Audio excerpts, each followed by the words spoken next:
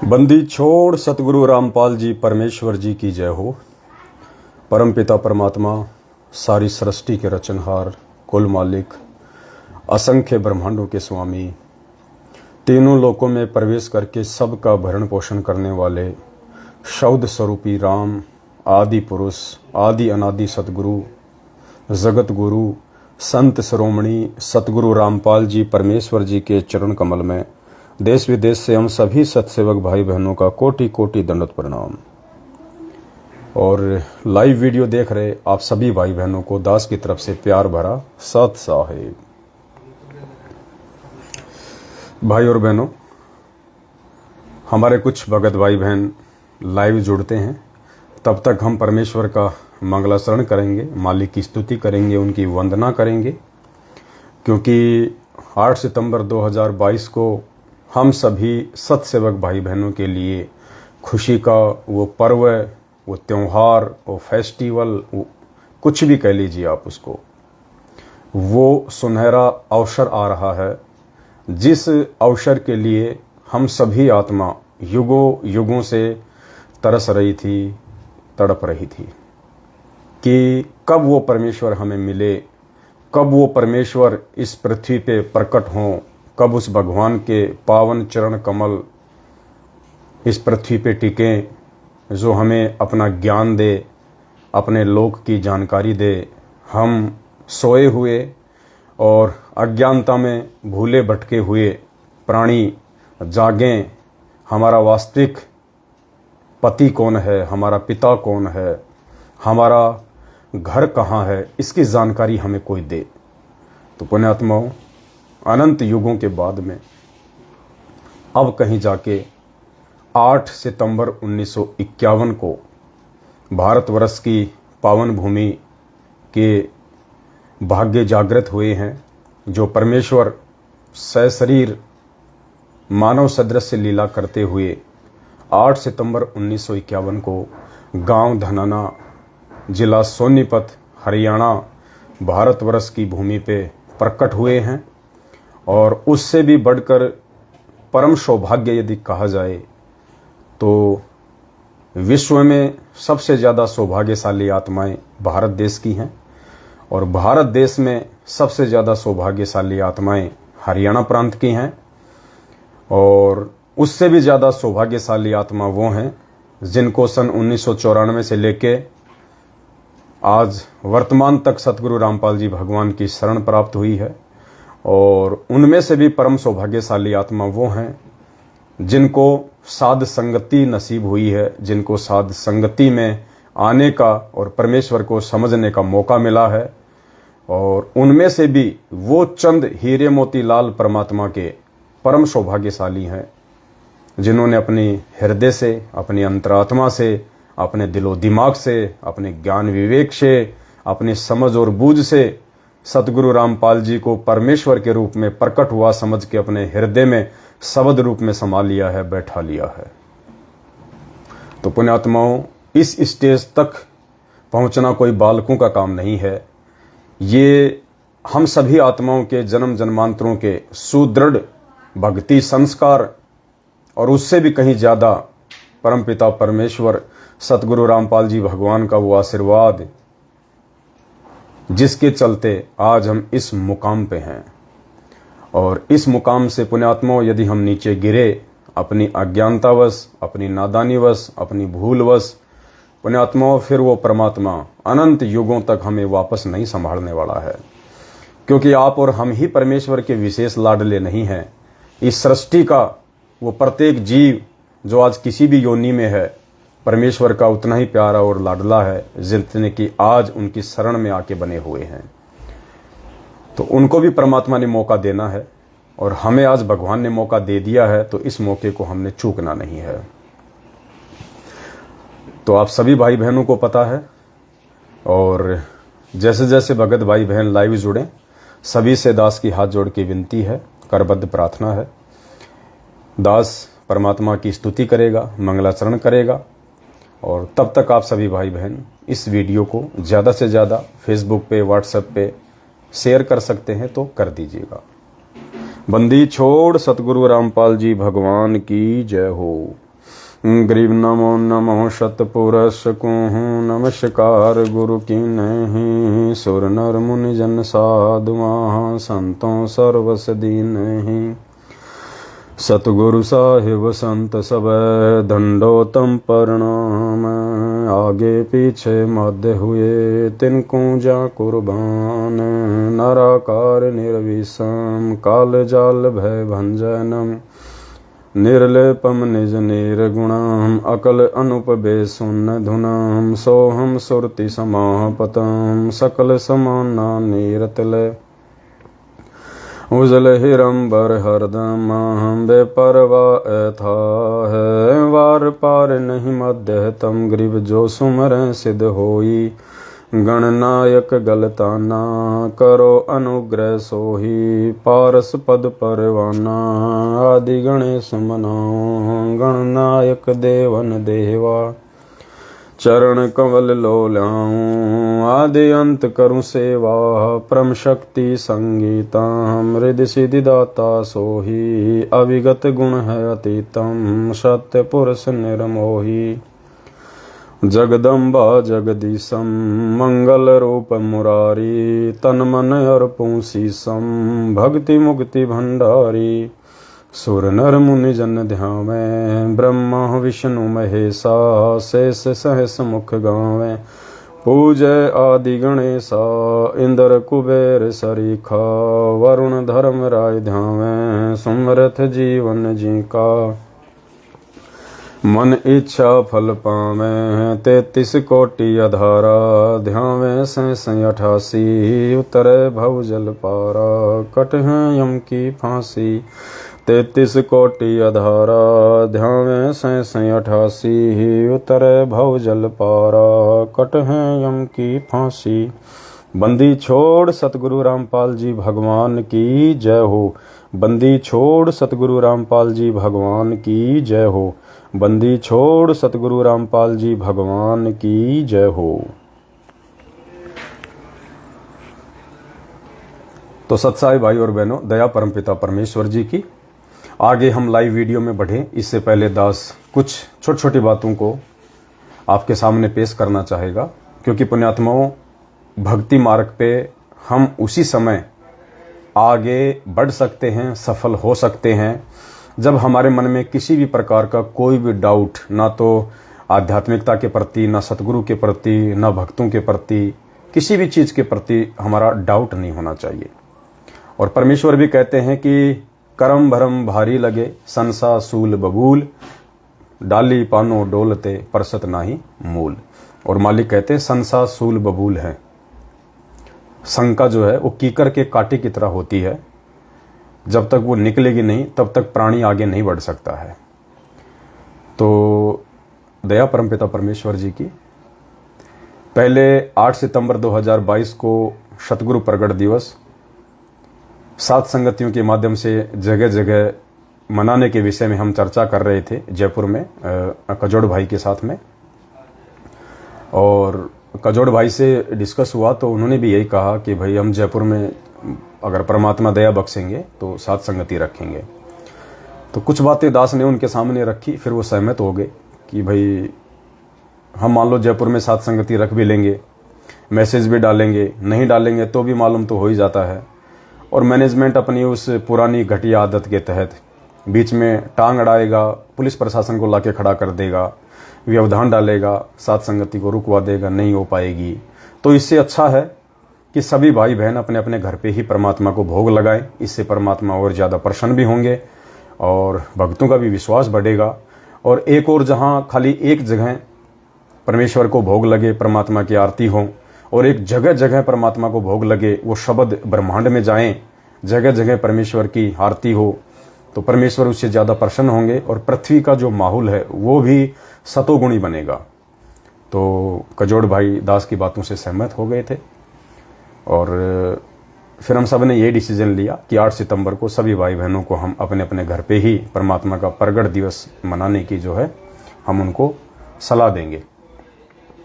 तो दया रही परमपिता परमेश्वर जी की और सभी भाई बहन अपने अपने घर पे ही परमात्मा का प्रगट दिवस मना रहे हैं। कुछ बातें हैं पुण्यात्माओं, ये अध्यात्म है। और अध्यात्म में आप मेरे सभी भगत भाई बहन एक चीज को गांठ बांध लेना, अगर आप फेल हो गए उस चीज में तो पुण्यात्माओं जिंदगी में हम कभी परमात्मा को प्राप्त नहीं कर पाएंगे। देखो, अध्यात्म है, ये जानकारी जो परमेश्वर ने आज आप और हम सभी आत्माओं को आके बताई है, आज से पहले किसी भी संत महात्मा मंडलेश्वर ने हमारे को ऐसी यथार्थ शास्त्र प्रमाणित जानकारी नहीं दी थी। तो आज जब ये जानकारी हमारे बीच में आएगी और जब हम इस जानकारी को प्राप्त करके सतगुरु का उपदेश प्राप्त करके उनके मार्ग पे बढ़ने का प्रयास करेंगे, तो काल भगवान भी हर प्रकार से टांग खींचने का पूरा प्रयास करेगा, तरह तरह की शंकाएं मन में पैदा कर देगा, आपस में भगत भाई बहनों के बीच में मतभेद पैदा कर देगा, छोटी छोटी बातों को लेकर मनमुटाव पैदा करेगा। आप ये ना समझिए कि ये मनमुटाव सामने वाला भगत जानबूझ के कर रहा, नहीं। हम सब एक परमेश्वर की आत्मा है, हम सभी अच्छी आत्मा है, इसीलिए तो भगवान ने हम सबको अपनी शरण में लिया। वरना आपके पड़ोसी को देखो, रिश्तेदारों को देखो, दुनिया वालों को देखो, जो दिन रात 12 महीने उल्टे काम करने में लगे हुए, गुरु जी का नाम तक सुनना पसंद नहीं करते। तो भले ही आज कुछ भगत भाई बहन साथ संगतियों से दूर हट चुके हैं, या कुछ भाई बहन हटते हुए दिखाई दे रहे हैं, या मैनेजमेंट वाले हैं, मैनेजमेंट के पीछे लगी हुई संगत है, ये जितने भी भाई बहन ये सभी परमेश्वर की विशेष आत्मा है। और विशेष आत्माओं के पीछे ही काल हाथ धोके पीछे पड़ता है, क्योंकि उसको पता है कि ये आत्मा मेरे जाल से बाहर निकलने का प्रयास कर रही हैं, तो वो उन आत्माओं को तोड़ने का, भटकाने का फुल प्रयास करेगा। तो हैं सभी परमात्मा की विशेष आत्माएं, लेकिन जब कोई भी प्राणी काल प्रेरित हो जाता है तो उसके बाद उसको लगता है कि मैं जो बात बोल रहा हूं या मेरे मन में जो बातें आ रही हैं वो बिल्कुल सत्य हैं, और सामने वाला जो सत्य बात कह रहा है वो बातें भी उसको उल्टी नजर आएंगी। तो इसमें दोष उस आत्मा का नहीं है जो काल प्रेरणा के चलते अपनी विचारधारा को उल्टी बना चुका है। अब हमने क्या करना है ऐसी स्थिति में? अब ऐसी स्थिति में काल फिर उस आत्मा से उल्टे ही काम करवाएगा, आपको भड़काने वाले काम करवाएगा, आपको जोश दिलाने वाले काम कराएगा, आपके साथ में उल्टे सीधे विचारों के साथ में पेश आएगा। मतलब काल चाहेगा, क्योंकि काल स्वयं प्रकट नहीं होता। परमात्मा ने बताया कि ये काल का नियम है, ये स्वयं प्रकट नहीं होता है, ये दूसरी आत्माओं के माध्यम से अपना काम करवाता है। तो काल फिर उन आत्माओं को निमित्त बना के आपको भी उसी रंग में रंगने का प्रयास करेगा, धीरे धीरे धीरे धीरे, कि आपके भी विचार उसके जैसे हो जाए। क्योंकि परमात्मा कहते हैं ना, एक झूठ को अगर 100 बार सुन लिया जाए वो झूठ भी सच लगने लगती है। तो काल फिर यही काम करेगा, आपके सामने उन भाई बहनों के माध्यम से बार बार बार बार बार बार झूठ परोसेगा, और आपको ऐसा लगने लगेगा धीरे धीरे, यदि आपने उस व्यक्ति से अपना स्टैंड क्लियर नहीं किया, तो अगर आपने उस व्यक्ति से जो अब आपके विचारों से सहमत नहीं है, यदि आपने उससे दूरी नहीं बनाई, तो वो व्यक्ति काल जो प्रेरित है वो धीरे धीरे आपको अपने रंग में रंगेगा काल प्रेरणा से, और आपके ऊपर असर हो जाएगा। और राजस्थान के किशनगढ़ में जो हमारे रामदेव भाई थे, जो अब सात संगतियों से हट चुके हैं, और कल किसी भाई ने उनका फोटो भेजा था मुझे, वो सतलोक आश्रम मैनेजमेंट हरियाणा के किसी आश्रम में बैठे हुए हैं। वहां पे वो 8 सितंबर को गुरुजी का जन्मदिन मनाने के लिए गए हुए हैं। वो भी हमारे भाई हैं, परमात्मा की अच्छी आत्मा है, लेकिन वही काल प्रेरणा हम सब जानते हैं। तो ऐसी स्थिति में पुण्यात्माओं हमने सावधानी बरतनी है, उनके साथ में मनमुटाव नहीं करना, राग द्वेष नहीं करना, लड़ाई झगड़ा नहीं करना, वाद विवाद नहीं करना, और सबसे बड़ी बात, हमारे उन भाई बहनों के प्रति अपने मन में कोई राग द्वेष की भावना पैदा नहीं करना। देखो, हमें परमात्मा ने बताया 2 बातें होती हैं, एक होता है मतभेद और दूसरा होता है मनभेद। मतभेद हो सकता है, विचारों को लेके मतभेद हो सकता है, कोई बड़ी बात नहीं है, क्योंकि ये मार्ग बड़ा अटपटा है। परमात्मा कहते हैं कबीर का मार्ग अटपट, झटपट समझ ना आवे, और जिसको झटपट समझ में आ जावे उसकी सारी खटपट मिट जावे। तो ये मार्ग झटपट समझ में आना ही मुश्किल है, और जिसके झटपट समझ में आ गया तो उसके तो सारी खटपट ही निकल जाएगी। तो ऐसी स्थिति में हमने हमारे उन भाई बहनों को समझाने का प्रयास करना है। अगर वो आपके समझाने से नहीं समझता है तो सीधा सा तरीका है, हमने उनसे दूरी बना लेनी है, हमने उनको ब्लॉक कर देना है, ताकि उनके मैसेज, उनके कमेंट्स, उनके फोन हमारे पास में ना आवें, जिससे कि वो भी बेचारा परेशान रहे और हमको भी वो फालतू में बाधा उत्पन्न करे। तो मतभेद हो सकता है, किसी का भी हो सकता है, विचारों को लेके कोई बड़ी बात नहीं है, ये परमात्मा ने हमें बताया। लेकिन पुण्यात्माओं, मन भेद बिल्कुल नहीं करना। विचारों की लड़ाई को विचारों तक ही सीमित रखना। यदि विचारों की लड़ाई को यदि आप मन पे लेके आ गए, मन पे लाते ही, यानी मतभेद को जिस दिन आप जी मन भेद पे ले आओगे, उसी समय हमारे अंदर वो दूरी बननी शुरू हो जाएगी उस भगत के साथ में कि जिसकी हम कल्पना भी नहीं कर सकते। और भगत से जैसे आपकी दूरी बढ़ी तो समझिए परमात्मा से भी आपकी ऑटोमेटिक दूरी बढ़ेगी, ऑटोमेटिक। क्योंकि मन जहां प्रवेश कर जाएगा फिर वहां पर राग द्वेष पैदा हो जाएगा, मान बढ़ाई और अहंकार पैदा हो जाएगा, अपनी बात को सत्य साबित करने की होड़ लग जाएगी। और परमात्मा कहते हैं, मान बढ़ाई से हैं दूर, आजिज के हरि सदा हजूर। और परमेश्वर कहते हैं, आधीनी के पास है पूर्ण ब्रह्म दयाल। आधीनी यानी जो भगत आधीनी के साथ, प्यार प्रेम के साथ, सबको अपना भाई बहन समझते हुए जो भक्ति मार्ग पे आगे चलेगा। आप अपने विचार रखिए, आपको अधिकार है, आपको स्वतंत्रता है। भारत का संविधान भी हमें एक मौलिक अधिकार देता है विचारों की स्वतंत्रता को पेश करने का। और भक्ति मार्ग में तो कोई बाध्यता है ही नहीं। परमात्मा ने तो हमें सतलोक से ही स्वतंत्र रखा हुआ है। परमात्मा ने तो हमें सतलोक से ही अपने विचारों की स्वतंत्रता दी हुई है। अगर परमेश्वर हमें स्वतंत्रता ना देते तो पुण्यात्माओं, हम काल भगवान के साथ इस गंदे लोक में नहीं आते। क्योंकि हमने अपनी इच्छा से, अपनी सहमति से, सतलोक से उस परमात्मा से दूरी बनाई है। और जब आत्मा अपनी इच्छा से, अपनी सहमति से परमात्मा से दूरी बना लेगी तो परमात्मा फिर उसको रोकता नहीं है। क्योंकि आत्मा पे परमात्मा ने कभी भी बाध्यता या बंदिश नहीं रखी है।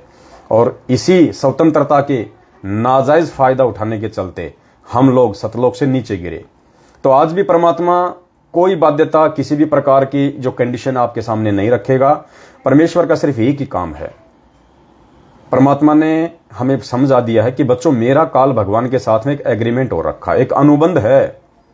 उस अनुबंध के तहत मैं केवल तुम्हें अपना मार्ग बताऊंगा, शिक्षा दूंगा, तुम्हें समझाऊंगा। बस उससे ज्यादा अगर तुम मेरी आंखों के सामने शराब पियोगे, मांस खाओगे, तो भी मैं तुम्हें कुछ नहीं कहूंगा। क्योंकि काल ने यही कहा था कि परमेश्वर, आप नीचे जाओगे, उन आत्माओं को अपना ज्ञान समझाओगे, लेकिन परमात्मा मेरी एक विनती है, आप उन आत्माओं के साथ में जबरदस्ती ना करना। आप केवल अपना ज्ञान समझाना, शिक्षा देना, उपदेश देना, सतलोक की जानकारी देना, लेकिन जबरदस्ती किसी को मत लेके जाना। जो आपके ज्ञान को स्वीकार करे, जो आपके विचारों से सहमत हो, जो आपके मार्ग में प्यार प्रेम और आधीनी के साथ आगे बढ़ना चाहे, उसी को आप अपने लोक ले जाना। बाकी आत्माओं को आप मेरे हवाले छोड़ देना। तो परमेश्वर ने कहा कि ठीक है भाई, जो आत्मा प्यार प्रेम आधीनी और कंधे से कंधा मिला के आपस में सहयोग करते हुए यदि आगे मेरे मार्ग में नहीं बढ़ेगी तो वो आत्मा अंदर से निर्मल नहीं हो पाएगी। और जो अंदर से निर्मल नहीं होगा वो मेरे सतलोक जाने के काबिल भी नहीं है। तो परमेश्वर की एक ये बाध्यता है पुण्यात्माओं, ये मजबूरी है परमेश्वर की। उस समर्थ परमात्मा की असमर्थता है ये। इसके चलते परमात्मा आज जबरदस्ती नहीं करेगा।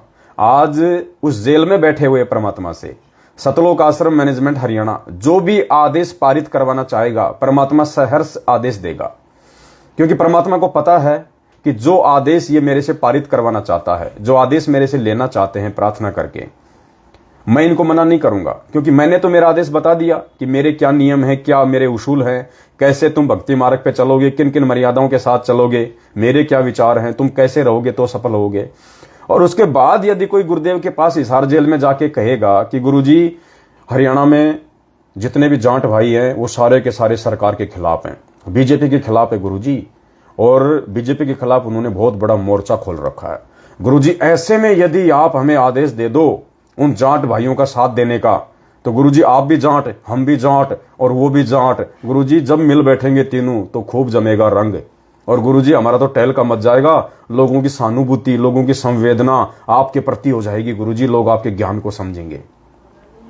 तो परमेश्वर क्या करेगा, मालिक देख लेगा, रे गधो, मुझे अपने मार्ग पर लगाने के लिए ये घटिया तरीके अपनाने की जरूरत है। ये बात उनको नहीं कहेगा परमात्मा, अपने मन में सोचेगा और उनको कह देगा कि ठीक है भाई, अरे बहुत अच्छी बात है, अरे तुम बाहर हो, तुम्हें पता है बाहर के माहौल का, भाई मैं तो जेल में बैठा हूं, मुझे क्या पता बाहर क्या ड्रामा चल रहा है। अगर ऐसी बात है बच्चों तो खुल के काम करो, कोई दिक्कत नहीं, मेरा आशीर्वाद है। ये उस एग्रीमेंट के तहत कहेगा परमात्मा जो काल भगवान के साथ 21वें ब्रह्मांड पे किया था, तपस्या पे। क्योंकि मालिक को पता है अगर ये इतना बुद्धिमानी होता, इतना ही विवेकी होता, समझदार होता, तो मेरे सामने इस तरह की बात ही ना करता। और ये मेरे सामने इस तरह की बातें कह रहा है, ये कर रहा है, इसका मतलब मैं इसको मना कर दूंगा तो भी ये अपनी मनमानी काल प्रेरणा से पूरी करेगा। तो परमेश्वर फिर उस आत्मा को रोकता नहीं, उस आत्मा को टोकता नहीं। और यही कारण था 2008 से सतलोक आश्रम बरवाला में डीवीडी से नाम दीक्षा देना शुरू करना। डीवीडी तो परमात्मा ने 2005 में ही बना दी थी। उसके बाद तो 2006 का करोथा कांड हो गया था। 2 साल गुरुजी जेल में रहे थे। क्या उन 2 सालों में कोई नामदान केंद्र नहीं खुल सकता था? क्या उन 2 सालों में किसी भगत का नाम ही खंड नहीं हुआ? कम से कम शुद्धिकरण की तो व्यवस्था परमात्मा रख देते, लेकिन वो भी नहीं करी परमात्मा ने 2 साल में, 2006-2008 तक। क्यों? क्योंकि परमात्मा ने पहले बोल दिया था कि डीवीडी से नाम दीक्षा मेरे सतलोक जाने के बाद दी जाएगी। जब तक मैं हूं तब तक मैं स्वयं नाम दूंगा। लेकिन इन लोगों ने फिर परमात्मा को मानुष समझा और इन्होंने कहा, मैनेजमेंट वालों ने, कि गुरुजी आप क्या क्या काम करोगे? आप सत्संग करोगे, आशीर्वाद दोगे, शास्त्रों को पढ़ोगे, थोड़ा बहुत आपको आराम भी चाहिए, आपको इतना बुढ़ापा आ गया है, आपकी उम्र देखिए, आप बीमार हो जाओगे। क्योंकि मानुष मानते हैं गुरुजी को, और गुरु को जो मानुष मानेगा वो तो वैसी बात करेगा।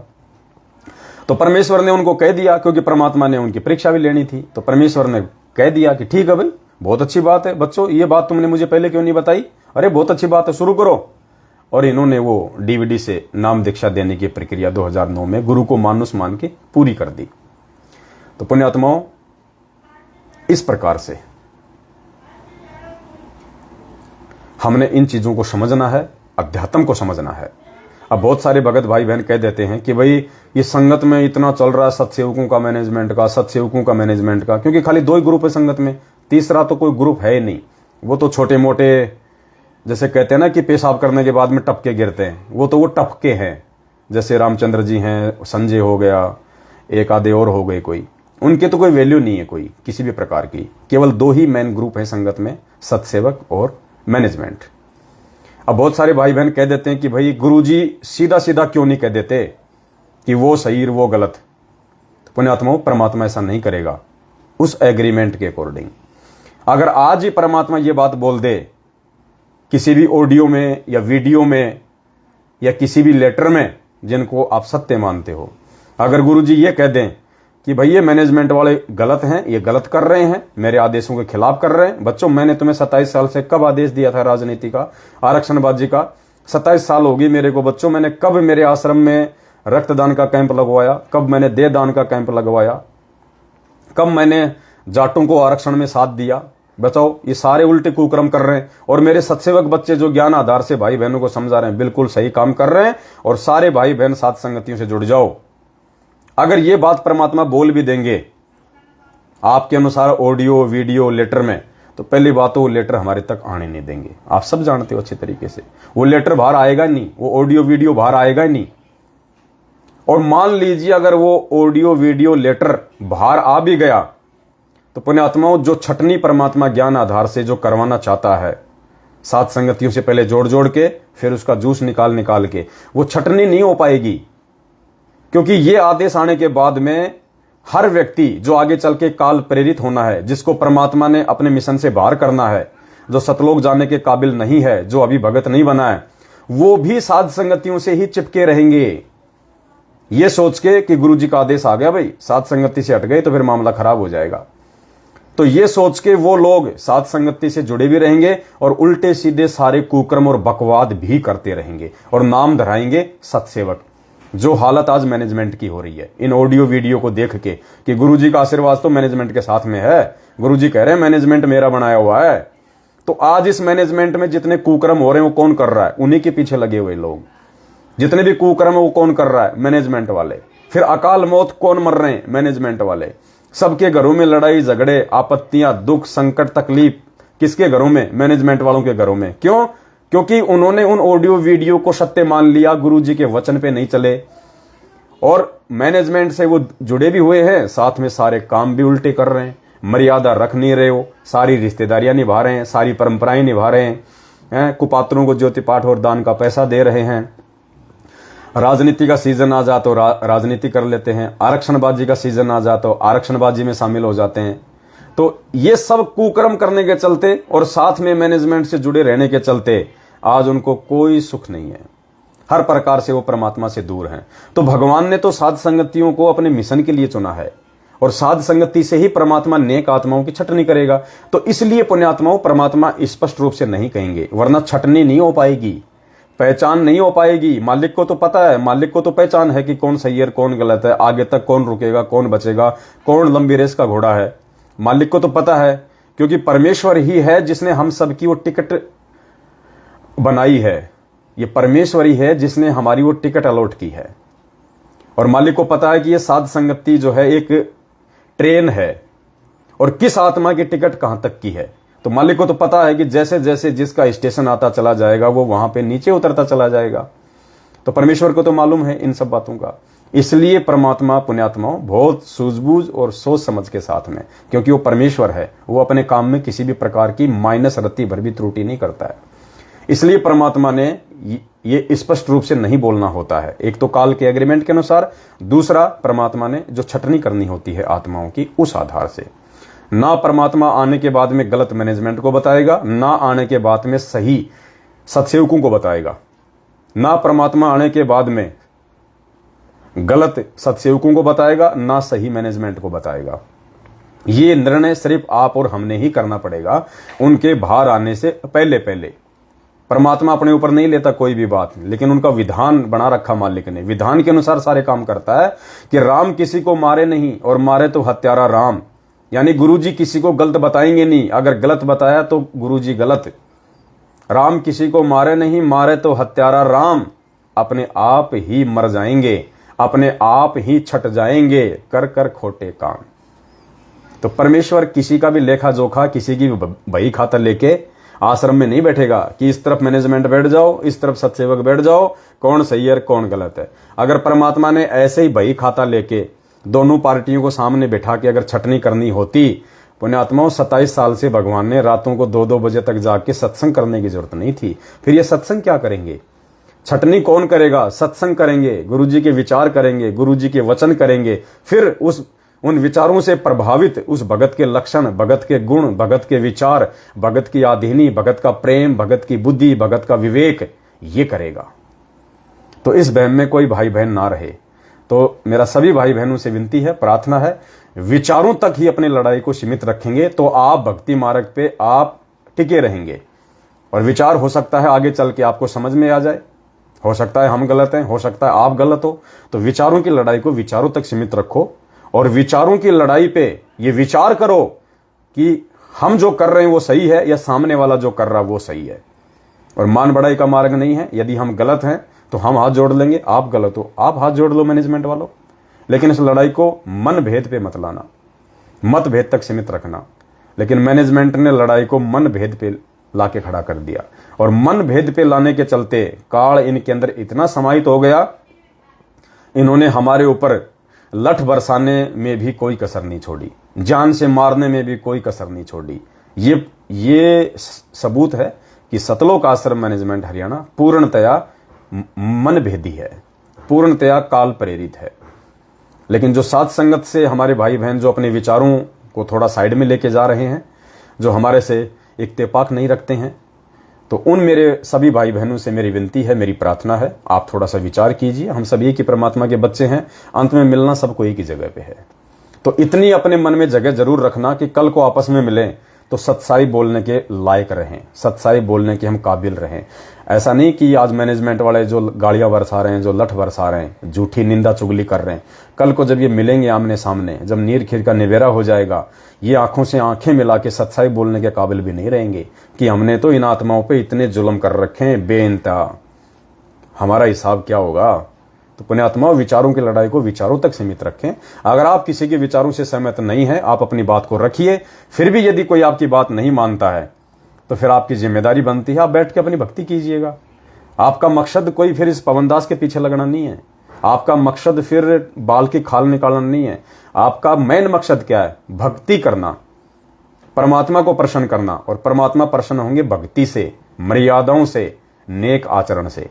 तो यही दास की विनती थी। तो किसी भी भाई बहन के प्रति मन में कोई भी मतभेद या मन भेद वाली स्थिति नहीं रखनी है, क्योंकि सोशल मीडिया पे जैसे कजोड़ जी को और मेरे को लेके थोड़ी बहुत जो बातें आपस में हो रही है ना, तो दास के प्रति अपने भाई के मन में कोई राग द्वेष नहीं है, ना हो सकता है।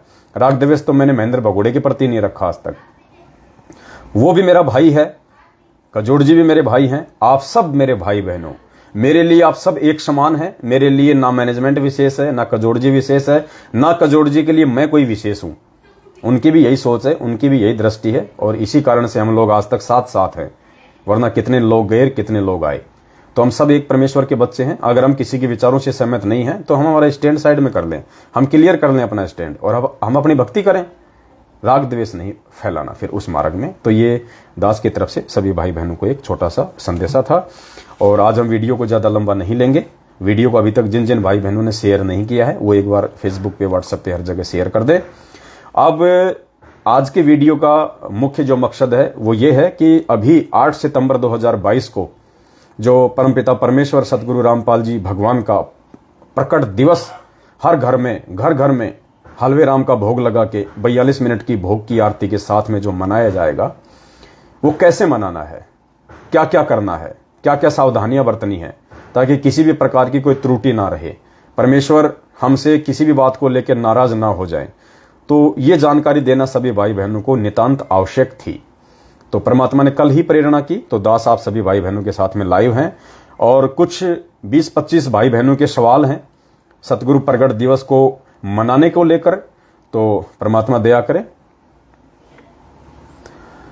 सभी भाई बहनों को ये चीजें हम बताएंगे। अभी सबसे पहली जो शंका है वो है, घर में प्रकट दिवस किस प्रकार मनाना है।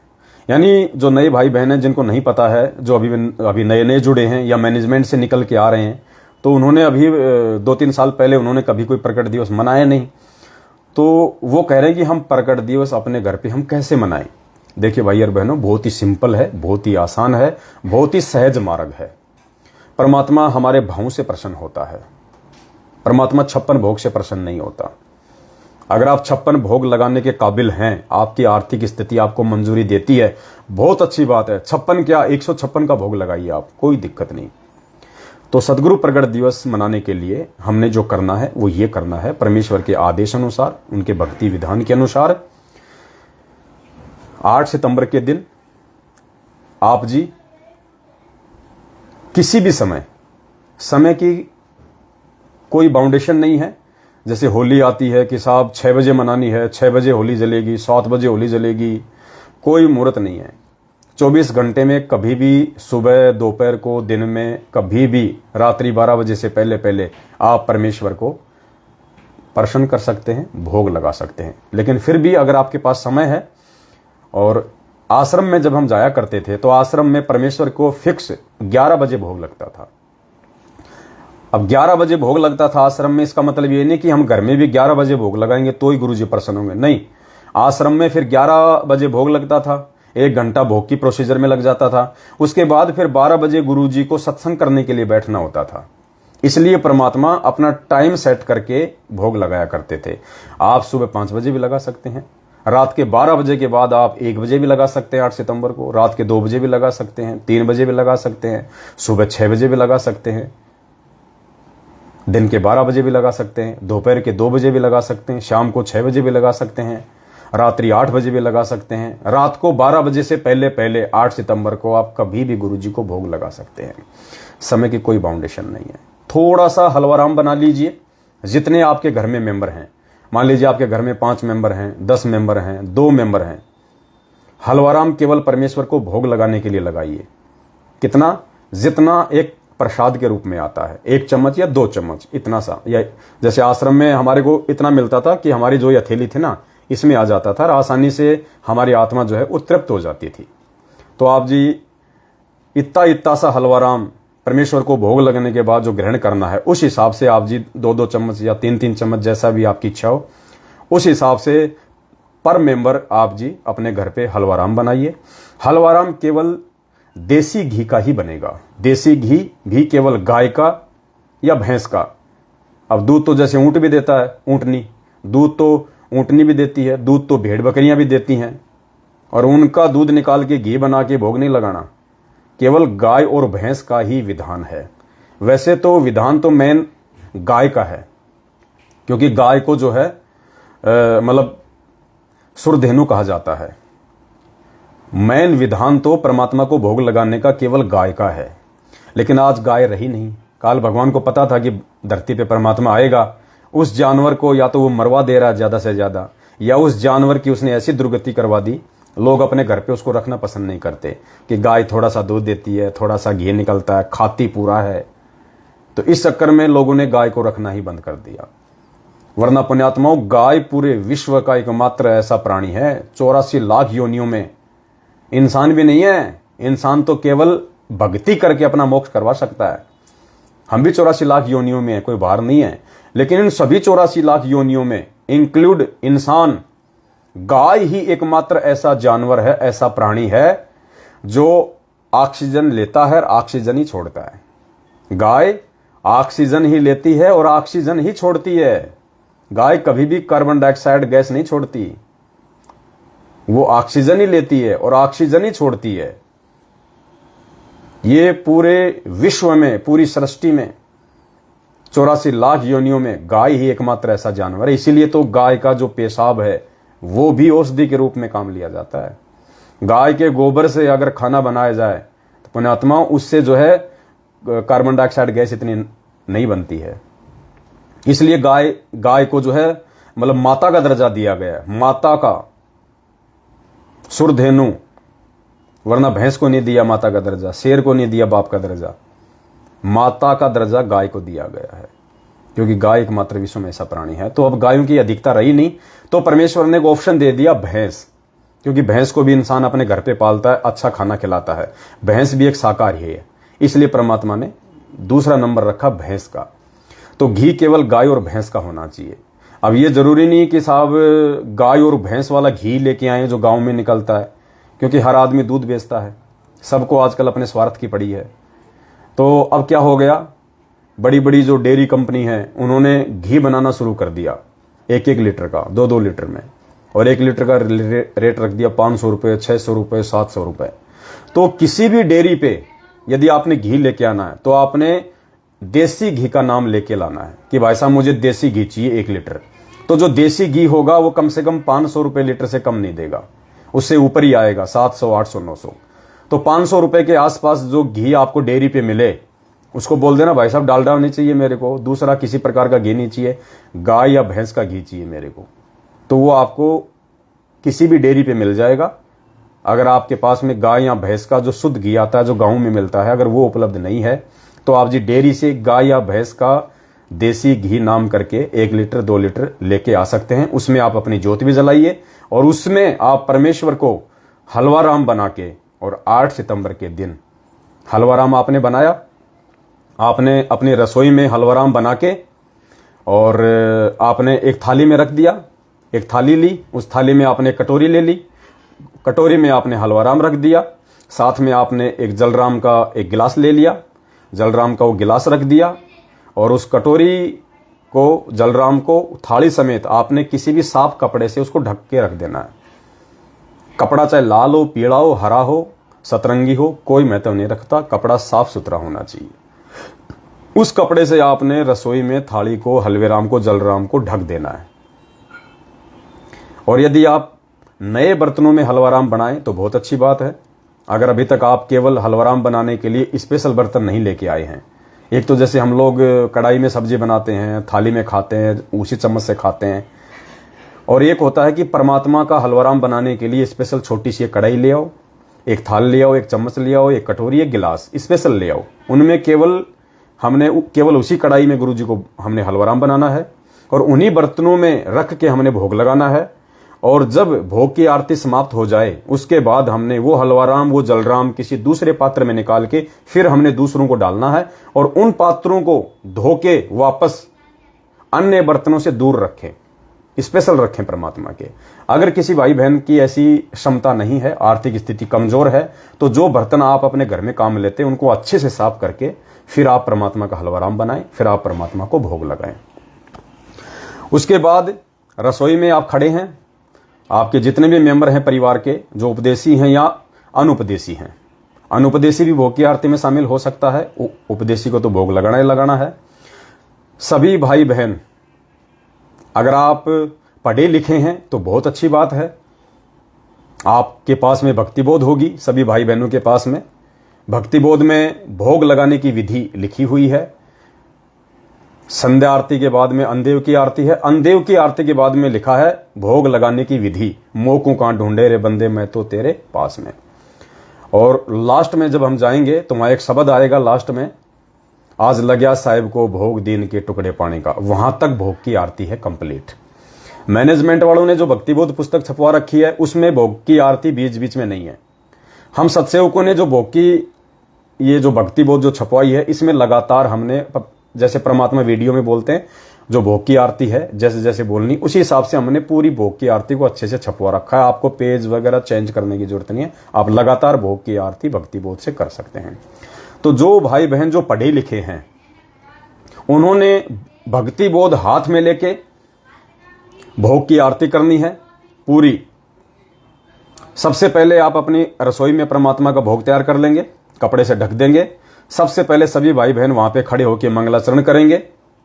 मंगलाचरण के बाद में जो एक शब्द है, आया है बंजारा केशव आया है, उस शब्द को गाते हुए भोग प्रसाद को वहां से उठा के धीरे धीरे जहां आपने परमात्मा का दरबार लगा रखा है वहां पे लाके आपने परमात्मा के दरबार के सामने भोग प्रसाद को रख देना है। केशव बंजारे वाला शब्द पूरा होने के बाद में फिर आपने भक्ति बोध में जहां से स्टार्ट है, मोकू कहां ढूंढे रे बंदे मैं तो तेरे पास में, वहां से आप जी सभी भाई बहन भक्तिबोध हाथ में लेके, या जिसको याद है तो बहुत अच्छी बात है, नहीं तो भक्तिबोध लेके आपने परमात्मा को भोग की आरती करनी है। और जो भाई बहन जो खड़े होने में सक्षम नहीं है, मान लीजिए कोई भाई बहन कोई बीमार है, कोई ज्यादा कोई बुजुर्ग है, कोई माता बहनें जो हैं वो गर्भ से हैं, पेट में बच्चा है, तो ऐसी माता बहनें खड़ी रहना चाहें तो उनकी इच्छा है, जब तक वो खड़ी रह सके खड़ी रहिए, वरना वो नीचे बैठ के आरती कर लें। चेयर पे भी बैठ सकती हैं, खाट पे भी बैठ सकते हैं। कोई ऐसा कोई बीमारी की हालत में है कि जिससे खाट से उठा नहीं जाता, वो सूता सूता भी आरती कर सकता है, क्योंकि पुण्यात्माओं साधु भूखा भाव का धन का भूखा नाई। परमात्मा आपके भाव देखेगा। यदि आप सक्षम हैं तो आपने विधि विधान से काम करना है, फिर गफलत नहीं चलेगी। आप सही हैं फिर भी आप लेट गए बैठ गए ऐसे कर रहे हैं, वो नहीं चलेगा। विशेष परिस्थितियों में छूट है, विशेष परिस्थितियों में, लेकिन ध्यान सुरती परमात्मा की वाणी पे होनी चाहिए। आप अगर बीमार हैं, नीचे बैठे हैं, लेटे हुए हैं, तो भी आपका ध्यान आपकी सुरती उस आरती में होनी चाहिए। आपका मन आपका लगाव परमात्मा में होना चाहिए। और जो भाई बहन पढ़े लिखे नहीं है और उनके घर में भी कोई और भगत नहीं है, अब वो कैसे करेंगे आरती परमात्मा की? तो वो आत्माएं सतगुरुदेव जी ने जो आरती जो गाई हुई है 42 मिनट की भोग की आरती, आप यूट्यूब पे जाएंगे, यूट्यूब पे हिंदी या अंग्रेजी में लिखेंगे भोग की आरती संत रामपाल जी महाराज, तो एक 40 या 42 मिनट की आरती आ जाएगी, सेम टू सेम वही, मोकू कहां ढूंढे रे बंदे मैं तो तेरे पास में, वहां से स्टार्ट है। उससे पहले मंगलाचरण आपने स्वयं करना पड़ेगा, केशव बंजारा का शब्द आपने गाना पड़ेगा, और फिर परमात्मा का जो वीडियो है वो वीडियो से आप जी परमात्मा की भोग की आरती कर सकते हैं विशेष परिस्थितियों में, क्योंकि ये वीडियो से चाहे भोग की आरती हो चाहे तीनों समय की आरती हो, ये परमात्मा ने विशेष परिस्थितियों के लिए बनाई है। तो जो अनपढ़ भाई बहन है वो इस प्रकार से परमात्मा की भोग की आरती वो कर सकते हैं। और कुछ भाई बहनों की जो शंकाएं हैं फिर दास लेता है आगे। नंबर 2, गुरुजी को भोग लगाने का सही समय क्या है? तो दास ने आप सभी भाई बहनों को बता दिया है। भोग आप अपनी इच्छा के अनुसार लगा सकते हैं, कोई समय फिक्स नहीं है। मान लीजिए कोई किसी की नाइट की कोई ड्यूटी है बेचारे की, वो सुबह 10 बजे छूटेगा, तो बताओ वो कहां से 5 बजे भोग लगाएगा? वो आराम से नहा धो के आके मालिक को भोग लगाओ।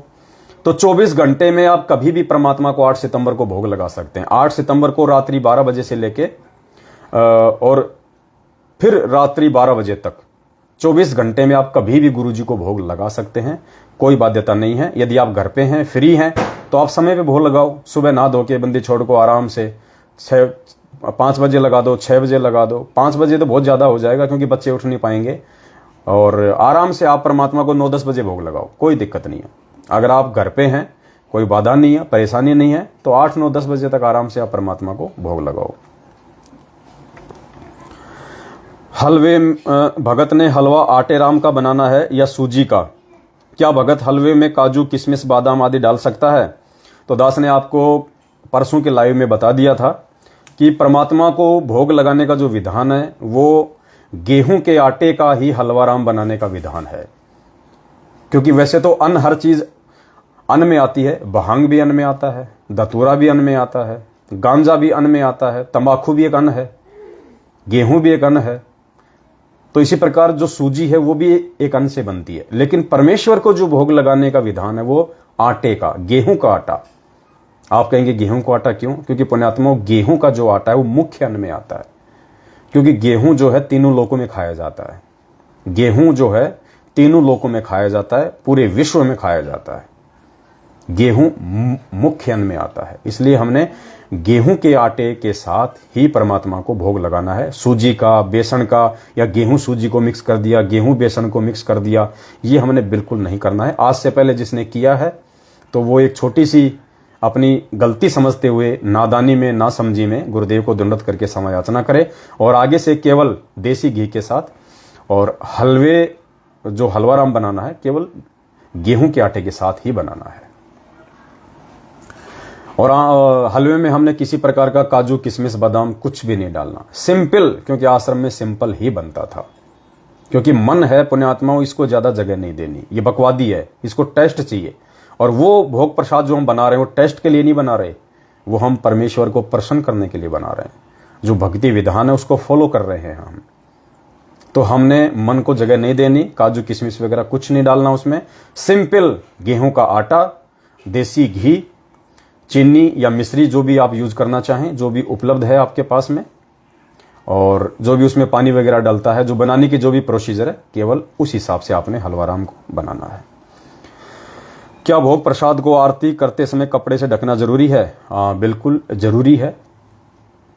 क्यों जरूरी है? इसलिए जरूरी है कि उसमें कोई मिट्टी, धूल वगैरह, कोई मक्खी मच्छर वगैरह ना बैठे। और ऐसा कोई रीजन नहीं है ढकने का, केवल इसीलिए कि साफ सफाई रहे, मक्खी मच्छर वगैरह ना बैठे और एक शुद्धता के साथ में परमात्मा को भोग लगे। और लास्ट में जब है परमात्मा का जब शब्द गाएंगे भोग की आरती का लास्ट में, आज लग्या साहिब को भोग दीन के टुकड़े पानी का, कोई जगह पुरबला भाग, तो उस समय हमने वो कपड़ा जो है उसको वहां से हटा देना है। उस समय हमने कपड़ा हटा देना है और हमने परमात्मा को भोग लगाना है। परमात्मा को भोग लगाने के लिए नए बर्तन खरीदने हैं या घर के पुराने बर्तनों में भोग लगा सकते हैं, यह दास ने आपको पहले ही बता दिया है। यदि आप सक्षम हैं तो आप नए बर्तन ले आइए, यदि आप सक्षम नहीं हैं तो जो पुराने बर्तन हैं आप उनको अच्छे से साफ करके धो मांज के परमात्मा को घर पे भोग लगाइए। क्या हलवा राम के साथ किसी अन्य वस्तु, रोटी, सब्जी आदि का भोग लगा सकते हैं? बिल्कुल लगा सकते हैं भगत जी। हलवा राम के साथ में आप जी खीर राम बना लीजिए। खीर राम परमेश्वर को बहुत पसंद है, क्योंकि जब भी 3 दिन का समागम होता था आश्रम में तो तीसरे दिन परमात्मा का जो भोग पड़ता था उसमें परमात्मा खीर बनवाते थे। संडे को खीर परमेश्वर को बहुत पसंद है। तो आप, और खीर में पुण्यात्माओं कुछ नहीं डालना, वो शामक वगैरह और ये काजू, किशमिश, बादाम, इलायची, फिलायची, पुण्यात्माओं कुछ नहीं डालना, सिर्फ दूध, चावल और मीठा, बिल्कुल सिंपल जो आश्रम में बनती थी। आप सब्जी राम बनाइए, हलवा राम बनाइए, रोटी राम बनाइए, चाहे पूड़ी राम बनाइए, आप जो मर्जी बनाइए अपने घर में, जो शुद्ध है। बाहर की मिठाई लाके हमने परमात्मा को भोग बिल्कुल नहीं लगानी, ये गलती बिल्कुल मत कर देना। चाहे मार्केट में कितनी अच्छी दुकान क्यों ना हो, कितना शुद्ध देसी घी की क्यों ना बनाता हो, बिल्कुल कोई मिठाई आपने नहीं लानी है। यदि आप अपने घर पे मिठाई से परमात्मा को भोग लगाना चाहते हैं, आपकी इच्छा है, आप सक्षम हैं, आप अपने घर पे बनाइए मिठाई शुद्धता के साथ। कोई भी आप मिठाई बनाइए, केवल भोग के लिए, भंडारे के लिए मिठाई यूज नहीं करना बिल्कुल भी। ये परंपरा बन जाएगी, परमात्मा नाराज होंगे, फिर ध्यान रखना। भंडारे में साग, सब्जी, रोटी, हलवा राम और खीर राम, या जैसे दाल या चावल, केवल परमेश्वर को थोड़ा भोग लगाने के लिए आप अपने घर पे कुछ भी मिठाई वगैरह आप जी जो है वो बना सकते हैं। फिर वो प्रसाद के रूप में आप भक्तों को दे सकते हैं। और जो भंडारा बनेगा स्पेशली ध्यान रखना, देसी घी का ही बनना चाहिए। सब्जी भी, रोटी भी, सब देसी घी की, देसी घी से ही रोटी चुपड़ी होनी चाहिए। नहीं है तो कोई दिक्कत नहीं। सब्जी बना रहे हो तो तेल में सब्जी बनाई हुई, रिफाइंड में सब्जी बनाई हुई, डालडा में सब्जी बनाई हुई, ये पुण्यात्माओं परमात्मा को भोग नहीं लगेगा। सिर्फ देसी घी के भंडारे का ही भोग लगेगा परमात्मा को। हाँ, तेल में बनाई हुई सब्जी आप जी अन्नदेव की आरती कर सकते हैं। जो रोजाना हम अपने घर पे भंडारा बनाते हैं ना, तेल की सब्जी बनाते हैं रिफाइंड की, तो वो सब्जी को हमने परमात्मा को भोग नहीं लगाना, भोग की आरती में नहीं रखना। हम अन्नदेव की आरती कर सकते हैं, जो थाली में रख के करते हैं ना, एक छोटा सा टुकड़ा तोड़ के, आरती अन्नदेव तुम्हारी जैसे काया पले हमारी, ये वाला। तो अन्नदेव की आरती रिफाइंड में बने हुए भोजन के साथ में हम कर सकते हैं। लेकिन देसी घी का भंडारा बनेगा तो ही गुरुदेव को भोग लगेगा।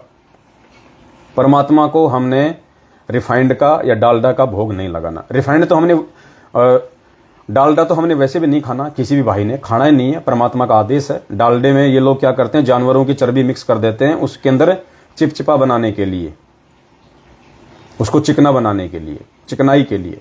तो डालडा तो हमने ना अपने घर पे खाने के लिए यूज करना है, ना बाहर की कोई चीज हमने डालडा में बनी हुई खानी है, बिल्कुल भी। तो आप अगर हलवे राम के साथ में भंडारे का भी भोग लगाना चाहते हैं तो बहुत अच्छी बात है। भंडारा बनाओ परमात्मा का, बढ़िया भंडारा बनाओ, शुद्ध विचारों के साथ, शुद्ध खाने के साथ, शुद्ध सामग्री के साथ, देसी घी का। आप पुण्यात्माओं, आप अपने लिए भले, अगर आपकी स्थिति खराब है, आप अपने लिए भले चाहे वो तेल में सब्जी बना लो, लेकिन परमात्मा के लिए थोड़ी सी सब्जी देसी घी में बनाओ और वो भोग लगाओ मालिक को।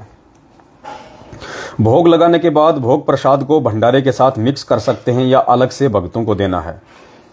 देखो पुण्यात्माओं, कई बार क्या होता है कि भंडारा ज्यादा बन जाता है सात संगति सत्संग में, और हम जो गुरु जी को भोग लगा रहे हैं, भोग लगाने के बाद हम वो सारा भंडारे में मिक्स कर देते हैं।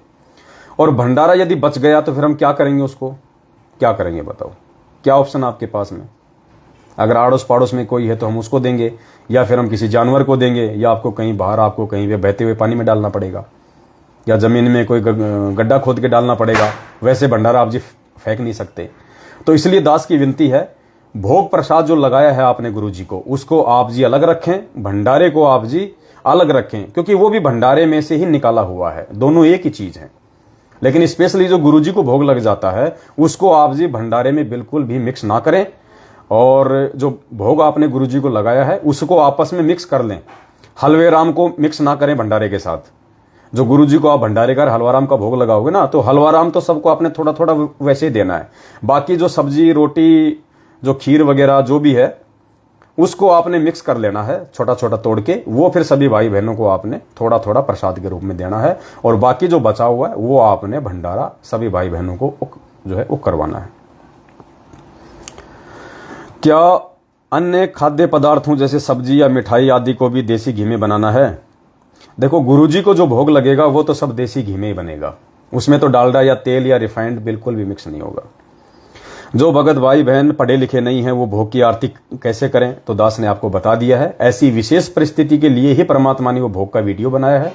ऐसी विशेष परिस्थिति में माता बहनें, भाई बुजुर्ग परमात्मा का ऑडियो वीडियो में टीवी में वो 42 मिनट की भोग की आरती लगा लें। लेकिन जो पढ़े लिखे हैं, जो पढ़ना जानते हैं, जिनके पास में भक्ति बोध है, वो भूल के भी गुरुजी का ऑडियो वीडियो ना चलाएं। बिल्कुल भी ये गलती मत कर देना, आपने स्वयं ही करनी है फिर वो आरती। क्या गुरुदेव को लगाया गया भोग प्रसाद घर के अनुपदेशी सदस्यों को भी दे सकते हैं? क्या आसपास के पड़ोसी अनुपदेशी लोगों को भी घर बुलाकर भोग प्रसाद दे सकते हैं? देखिए, भोग की आरती में कोई भी व्यक्ति शामिल हो सकता है, चाहे वो उपदेशी हो चाहे अनुपदेशी हो। हाँ, यदि कोई अनुपदेशी है और उसने यदि कोई गुटखा वगैरह खा रखा है, शराब वगैरह पी हुई है, या मांस वगैरह खा रखा है अभी अभी, तो ऐसी आत्माओं से हाथ जोड़ लेना, उनको भोग की आरती में शामिल नहीं करना। वो दूर बैठ के सुने, वो एक बात अलग है। आपका घर का मेंबर है, घर से बाहर नहीं निकल रहा, इसमें आपको कोई दोष नहीं है। कबीरा तेरी झोपड़ी गलकटियन के पास, जो करेगा सो भरेगा, तू क्यों भया उदयास।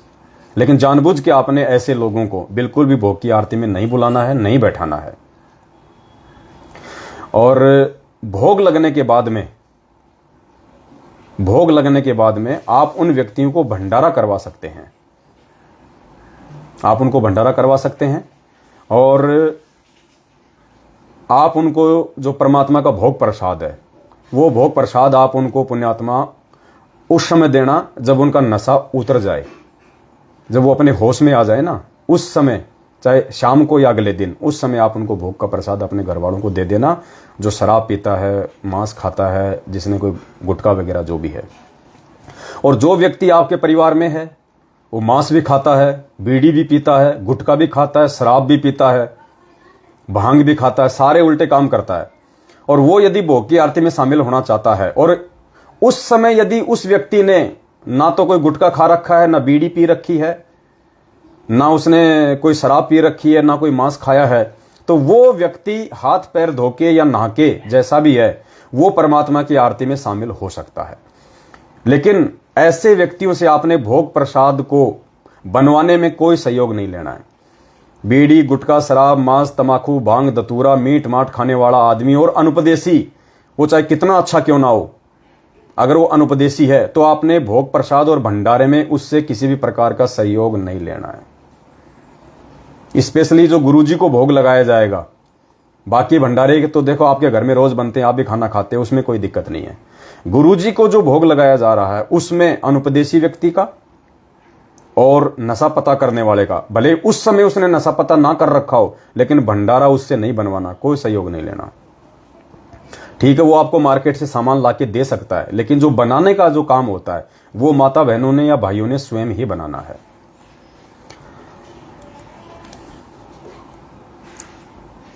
क्या आड़ोसी पाड़ोसी या अनुपदेशी व्यक्तियों को भोग की आरती के लिए घर पे बुला सकते हैं? क्या उनको भंडारा करवा सकते हैं? देखो पुण्यात्माओं, ऐसे बुलाने से किसी भी अनुपदेशी व्यक्ति को भोग लगाने के लिए उनको बुलाना, भंडारा करवाना ये जायज नहीं है, और ना इसका कोई निष्कर्ष निकलेगा। हम कोई पुण्य प्राप्ति के लिए ये काम नहीं कर रहे कि हमें ज्यादा पुण्य मिलेगा, जगत वालों को खिलाएंगे ज्यादा पुण्य मिलेगा, नहीं। अगर पुण्य प्राप्ति के हिसाब से यदि हम साथ संगति करते हैं या भंडारा या भोग लगाते हैं तो हम फेल हो जाएंगे। हमने केवल भगवान को प्रसन्न करना है भोग लगा के, भगवान को, जगत वालों को इस प्रकार से हमने बिल्कुल नहीं बुलाना है। ना गुरु जी का भोग के लिए कि आ जाओ जी हमारे घर पे भोग लग रहा है, भंडारा है, आ जाओ तुम, आ जाओ जी आज भंडारा हमारे घर पे। ऐसे आपने ना तो अपने आड़ोसी को बुलाना है, ना पड़ोसी को बुलाना, ना रिश्तेदार को, ना किसी यार दोस्त को। आपने अकेले ही अपने घर पे गुरु जी का भोग प्रसाद जो है वो लगाना है। यदि कोई पहले से आपके घर पे आया हुआ है, ऑलरेडी आपके घर पे, चाहे आपका रिश्तेदार हो, चाहे आड़ोसी हो, चाहे पड़ोसी हो, चाहे एक आदमी हो, चाहे 100 आदमी हो, ऑलरेडी आपके घर पे बैठे हुए हैं, और उस समय यदि आप गुरु जी को भोग लगा रहे हो, अगर उनमें कोई भोग की आरती में शामिल होना चाहता है तो बहुत अच्छी बात है। नहीं होना चाहता है तो आप गुरु जी को भोग लगा के वहां बैठे हुए व्यक्तियों को बुलाना नहीं है जबरदस्ती बाहर से किसी को। ऑलरेडी जो आपके घर पे है, जो बैठे हुए, उनको आप गुरु जी का भोग प्रसाद जो है वो भी आप उनको दे सकते हैं, और जो भंडारा है वो भी आप उनको जो है वो करवा सकते हैं। उसमें कोई दिक्कत, कोई दोष नहीं है। क्या गुरुदेव को लगाया गया भोग प्रसाद घर के अनुपदेशी सदस्यों को भी दे सकते हैं? क्या आसपास के पड़ोस के अनुपदेशी लोगों को भी घर बुलाकर भोग प्रसाद दे सकते हैं? तो आपको ये बता दिया। क्या आड़ोस पड़ोस के लोगों को घर बुलाकर भंडारा करवा सकते हैं? जबरदस्ती घर पे बुला के भंडारा नहीं करवाना है। हम ये भंडारे कोई पुण्य प्राप्ति के लिए नहीं कर रहे हैं। आज सात संगतियां रखवाना, गुरुजी को भोग लगाना, फिर वहां पे भंडारे करवाना, हमारा मकसद केवल कोई पुण्य प्राप्ति के लिए नहीं है। अगर कोई सत्सेवक भाई बहन ये सोचता है कि मेरे को ज्यादा पुण्य मिलेगा, मेरे घर पे सात संगति भंडारा होगा, उसकी छोटी सोच है। हमारा एक विशेष मकसद है ये भंडारे रखवाने का, सात संगतियां करने का, मतलब संगत को जागृत करना, भाई बहनों को इस बहाने भाई बहनों को सच्चाई से परिचित करवाना, परमात्मा के भक्ति विधान से परिचित करवाना, ताकि उनकी मर्यादा ना टूटे। हमारा एक विशेष मकसद है। अन्यथा गुरुजी के आने के बाद में हम इस प्रकार से कुछ भी नहीं करने वाले। फिर आगे परमेश्वर जो रजा बख्शेंगे, जो आदेश देंगे, उसी हिसाब से हमने काम करना है। क्या आड़ोस पड़ोस के लोगों को अपने घर पर सत्संग सुनने के लिए आमंत्रित कर सकते हैं? बिल्कुल पुण्यात्माओं, आप किसी भी आड़ोसी पड़ोसी को, रिश्तेदारों को, गांव वालों को चाहे रोज आमंत्रित करो अपने घर पे सत्संग के लिए, लेकिन 8 सितंबर को आपने किसी को आमंत्रित नहीं करना है। उस दिन आपने खुद ही अपने घर पे सत्संग सुनना है और गुरुजी को भोग लगाना है। 8 सितंबर के दिन स्पेशली आपने किसी को नहीं बुलाना है। अगर ऐसा होता तो हम सात संगतियां रखवा देते हम जगह जगह। हाँ, आप 9 सितंबर को बुलाओ अपने घर पे उनको, आप 9 सितंबर को बुलाओ, 10 सितंबर को बुलाओ, 7 सितंबर को बुलाओ, सत्संग सुनाओ, आए हुए को भंडारा कराओ, कोई दिक्कत नहीं है। लेकिन 8 सितंबर को केवल हम सब भाई बहनों ने मिलकर ही परमात्मा को घर पे भोग लगाना है। अगर भगत के घर में बहुत ज्यादा विरोध है तो क्या वह दूसरे भगत के घर पर जाकर प्रकट दिवस मना सकता है? देखो पुण्यात्माओं, कोशिश करनी है 99% तो हमने पैर रोप देने हैं। क्योंकि यदि आज भी हम हिम्मत नहीं करेंगे तो कौन से दिन हिम्मत करेंगे। और अगर आज हिम्मत नहीं करी तो परमात्मा भी फिर साथ देना बंद कर देगा। भले ही आपको मार पड़े, आपको गाली पड़े, आपको विरोध सहन करना पड़े। यदि आपके घर में आपकी पत्नी, आपका पति, आपके माता पिता, सास ससुर, भाई बंधु अगर आपके विरोध में हैं, आप अकेले उपदेशी हैं और वो आपको बहुत ज्यादा विरोध करते हैं, आपको आरती भी ढंग से नहीं करने देते, आपको भोग भी नहीं लगाने देते, आप 8 सितंबर से पहले गुरु जी को प्रार्थना लगाना शुरू कर दो, हृदय से की है बंदी छोड़, दया बख्शो परमात्मा, इस नीच में भी परमात्मा मेहर बख्शो कि आपका भोग इस घर में लगे मालिक। इन काल प्रेरित प्राणियों के कानों में भी परमात्मा आपके वचन जाएं, इनके भी संस्कार बदलें। ये आपका लगा हुआ भोग खाएंगे परमात्मा, इनके भी संस्कार बनेंगे। पुण्यात्मा अगर मन में अगर दृढ़ इच्छा होगी ना इस बात की, यकीन मानना आपका विरोध नहीं कर पाएंगे वो लोग। परमात्मा ऐसी प्रेरणा कर देगा उन आत्माओं में, वो आपका विरोध नहीं करेंगे, क्योंकि रिमोट तो गुरुजी के हाथ में है ना। अब गुरुजी रिमोट उस समय हिलाएंगे जब भगत के अंदर से सत इच्छा होगी। तो 99% तो आपने कोशिश करनी अपने घर पे ही, चाहे इतना सालवराम बनाओ, चाहे आरती चाहे मन मन में कर लेना, चाहे बोल के कर लेना, धीरे धीरे आवाज में कर लेना, अकेले में कर लेना, छत पे जाके कर लेना, चाहे अंडरग्राउंड में जाके कर लेना, बाथरूम में खड़े होके कर लेना, लेकिन घर पे लगाओ भोग मालिक को। किसी विशेष कारण से, विशेष परिस्थिति में, यानी कोई नया भगत भाई बहन है, इतना ज्ञान नहीं है, संघर्ष नहीं कर पा रहा है, उसको जानकारी भी नहीं है, ऐसी स्थिति में यदि कोई आपके पास में फोन करता है कि भगत जी क्या मैं आपके घर पे आ सकता हूं, भोग लगा सकता हूं, तो ऐसी स्थिति में आप किसी अपने सत्सेवक भाई बहन के घर पे परमात्मा को जाके भोग लगा सकते हैं, उसमें कोई दोष नहीं है। लेकिन जहां तक संभव हो आप संघर्ष करो और अपने घर पे भोग लगाओ।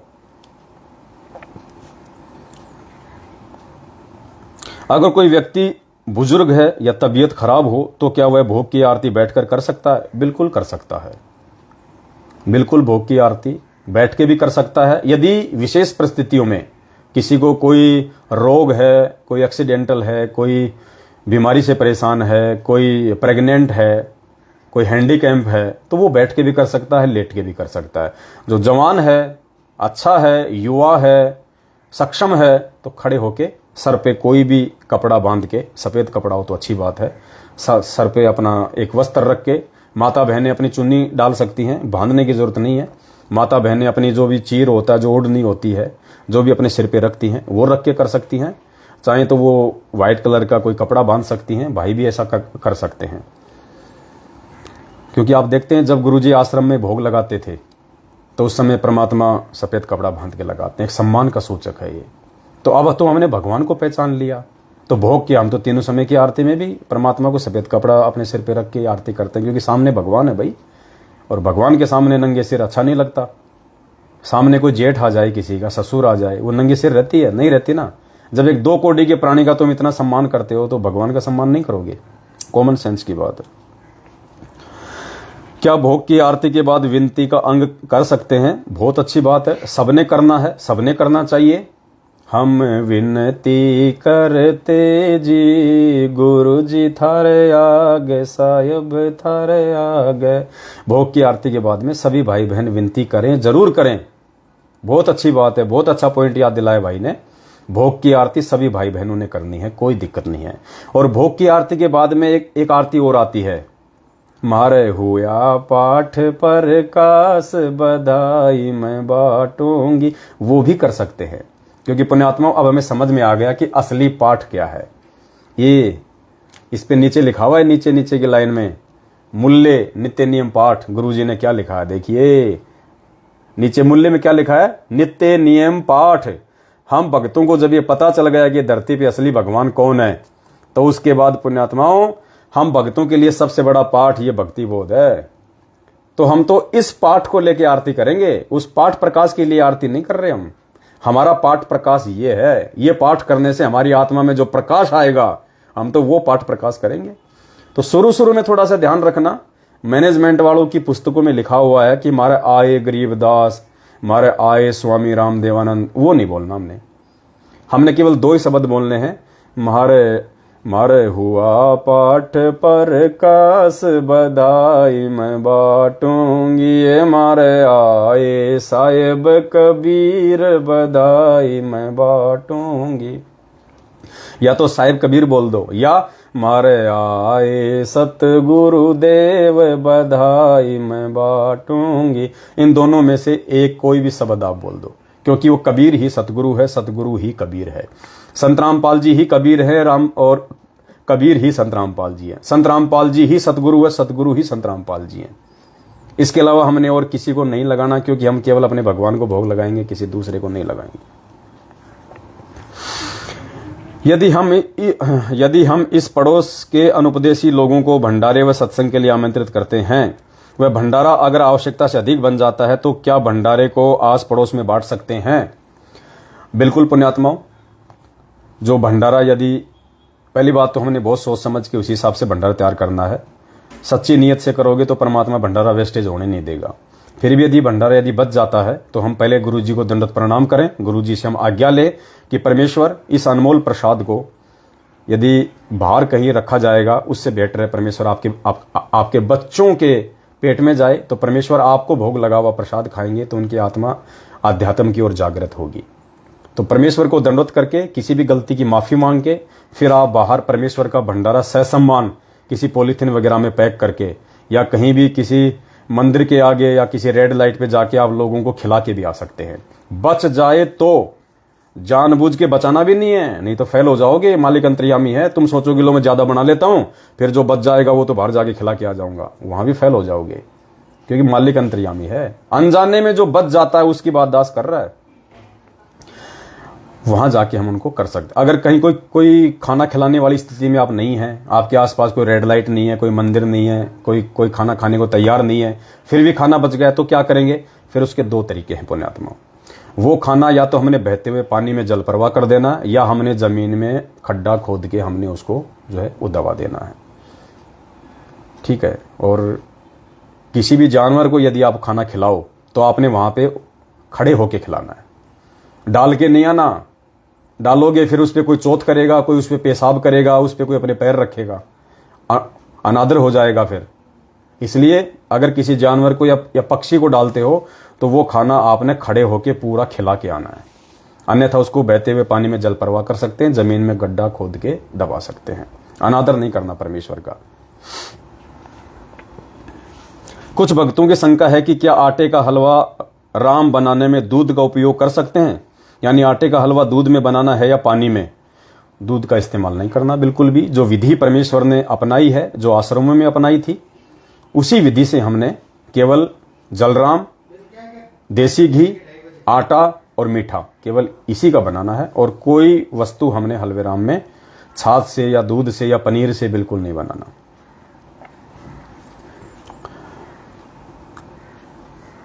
क्या सभी भाई बहन भोग लगाते समय लाइव आ सकते हैं? ये बहुत अच्छी बात याद दिलाई भाई ने। बिल्कुल पुण्यात्माओं, 8 सितंबर के दिन हम जो सभी भाई बहन अपने अपने घरों पे पूर्ण परमेश्वर को प्रसन्न करने के लिए सतगुरु प्रगट दिवस मनाने जा रहे हैं। जो भाई जिस भी समय गुरु जी का प्रगट दिवस मनावे, भोग लगावे, सभी से हाथ जोड़ के विनती है, यदि आप फेसबुक चलाना जानते हैं तो सभी भाई बहन लाइव आए, भोग की आरती लाइव चलाओ सभी भाई बहन अपने अपने घर पे। पुण्यात्माओं, हजारों लाखों जब भोग की आरती लाइव चलेगी, और एक चीज और ध्यान रखना, जब आप गुरुजी को भोग लगाओ, आप भोग की आरती आप करो, तो एक व्यक्ति के हाथ में आप मोबाइल देके खड़ा कर देना। कई भाई क्या करते हैं, मोबाइल को एक जगह जो है वो फिक्स कर देते हैं, उसमें खाली भगत ही भगत दिखाई देते हैं और कोई दिखाई नहीं देता। हम गुरुजी को भोग लगा रहे हैं, भगतों को थोड़ी भोग लगा रहे हैं। हमने अपने आप को ज्यादा दिखाना जरूरी नहीं है, गुरुजी को ज्यादा शो करना जरूरी है। तो जब आप भोग लगावें, परिवार के किसी भी समझदार व्यक्ति को लाइव अपनी फेसबुक आईडी से लाइव चला के मोबाइल उसके हाथ में दे दे।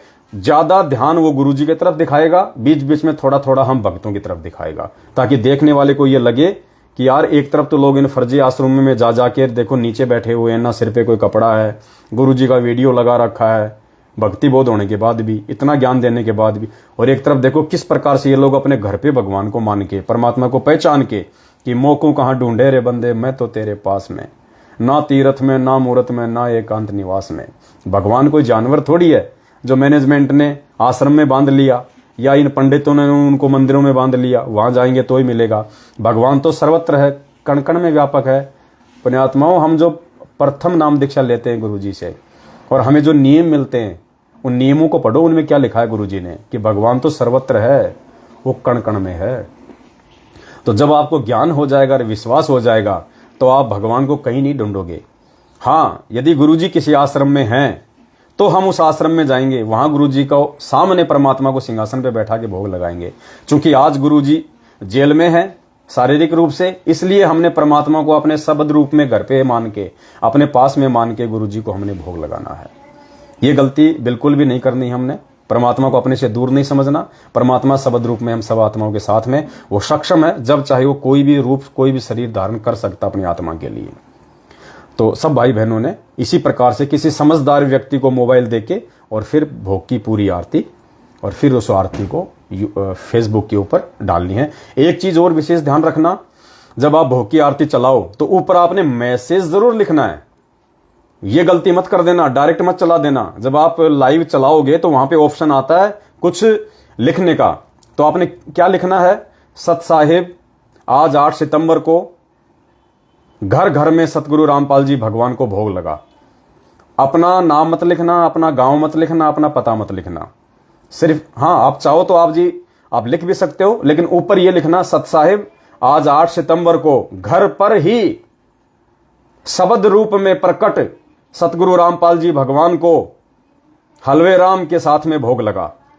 क्या लिखना है, सत साहिब आज 8 सितंबर को घर पर ही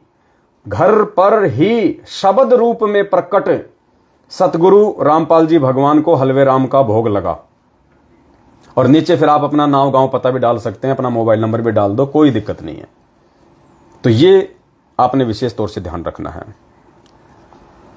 क्योंकि पुण्यात्माओं ये परमात्मा है, धरती पे प्रकट है, और ये शब्द रूप में अपने प्रत्येक उस आत्मा के पास में, उस आत्मा के साथ में 24 घंटे हर क्षण हर पल प्रकट रहता है। जो आत्मा मर्यादा में रह के गुरु को शब्द रूप में मान लेती है, गुरु को परमात्मा मान लेती है, अंतर्यामी मान लेती है, हाड़ मांस से दूर मान लेती है। क्योंकि पुण्यात्माओं फोटो हम केवल इसलिए सामने रखते हैं कि फोटो को देखेंगे तो गुरुजी की याद आएगी, वरना फोटो का और कोई महत्व नहीं है। हमारे हृदय में परमात्मा है, उस परमात्मा की फोटो हमने हृदय में सेट करनी है।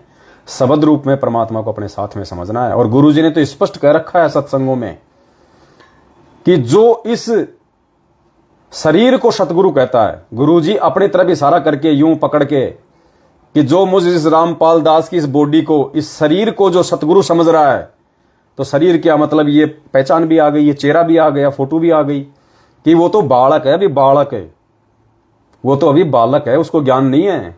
जो फोटो को ही गुरुजी मान रहा है, इस शकल और सूरत को ही जो गुरुजी मान रहा है, इस शकल और सूरत के अंदर एक और शकल सूरत है, एक और पावर है, वो एक और जो है वो शब्द है, जो कोई भी रूप बना सकता है, कोई भी शकल बना सकता है। हमने वो शब्द रूप को पकड़ना है।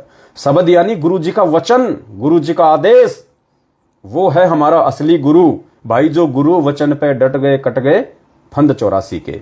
तो जो व्यक्ति केवल अभी एक फोटो को ही, सतगुरु रामपाल जी भगवान की फोटो को ही यदि वो गुरुजी मान रहे हैं, तो परमात्मा कहते हैं वो नादान है, अभी बालक है, उनको ज्ञान नहीं, अभी समय लगेगा समझने में।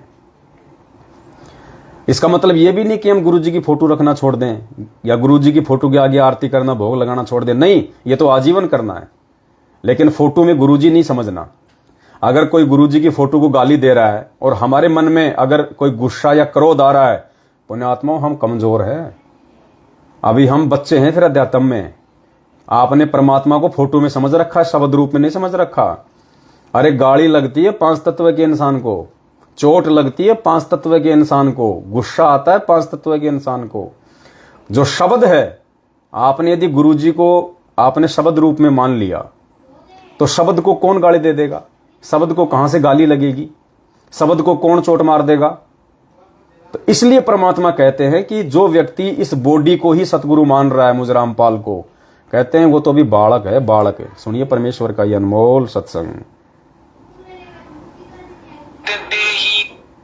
इसके बारे में गरीबदास जी कहते हैं, देही को सतगुरु कहे, ये सब धुंधर ज्ञाने, चार दाग आता नहीं वाको सतगुरु जाने। इस शरीर की इस बॉडी को सतगुरु जो मान रहे हैं वो तो अभी बालक है। इसके अंदर जो और शरीर युक्त वो सतगुरु है।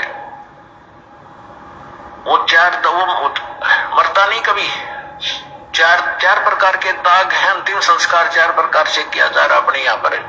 एक तो दफना देते हैं, मिट्टी में गाड़ देते हैं ईसाई और मुसलमान भाई, और हिंदू और सिख संस्कार कर देते हैं। कुछ ऐसे हैं जो जल प्रवाह कर देते हैं, उसको मच्छी कीड़े मकोड़े खाकर उसके शरीर को दबा देंगे। और कुछ क्या करते हैं, एक मचान बना देते हैं ऊंचा, उस शव को उस पर डाल देते हैं, पशु पक्षी ऊपर के पक्षी आदि खा लेते हैं। तो 4 प्रकार से अंतिम संस्कार यानी दाग दिया जाता है। तो परमात्मा कहते हैं, गरीबदास साहब जी कहते हैं, इस देही को सतगुरु कहे, ये सब धुंधर ज्ञान और 4 दाग आता नहीं वाको सतगुरु जान। तो यहाँ क्या बता रहे हैं कि परमात्मा जब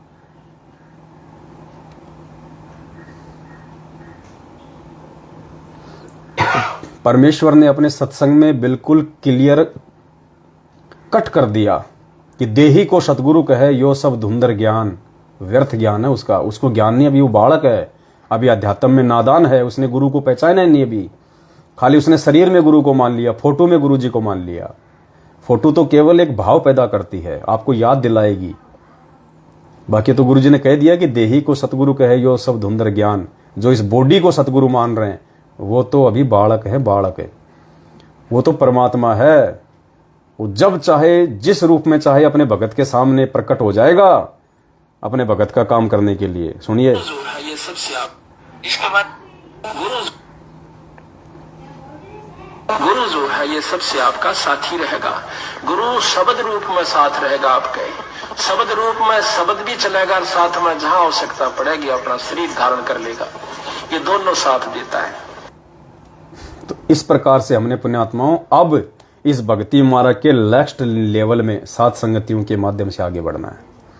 ये हमारा ऊपर का लेवल आ गया। अब शुरू में बच्चा जब स्कूल जाता है तो उसको दिखाया जाता है, आ से आम बोल बोल के गा गा के सुनाया जाता है। आम की फोटो दिखाई जाती है ताकि वो समझ जाए। और जब बच्चा 8वीं 9वीं 10वीं कक्षा में हो जाता है तो ना तो टीचर ये कहता कि आ से आम ये होता है, आम ध्यान रखना कहीं भूल जाओ, मार्केट में कहीं कोई कद्दू उठा के ले आओ आम की जगह। वो सिर्फ ये बोलेगा कि आम फलों का राजा है, आम ये काम करता है। ना फोटो दिखाएगा ना समझाएगा, क्योंकि वो चीजें परमात्मा पहले हमें समझा चुके हैं। बच्चे को वो चीजें पहले उसकी शुरुआती अवस्था में समझा दी गई है।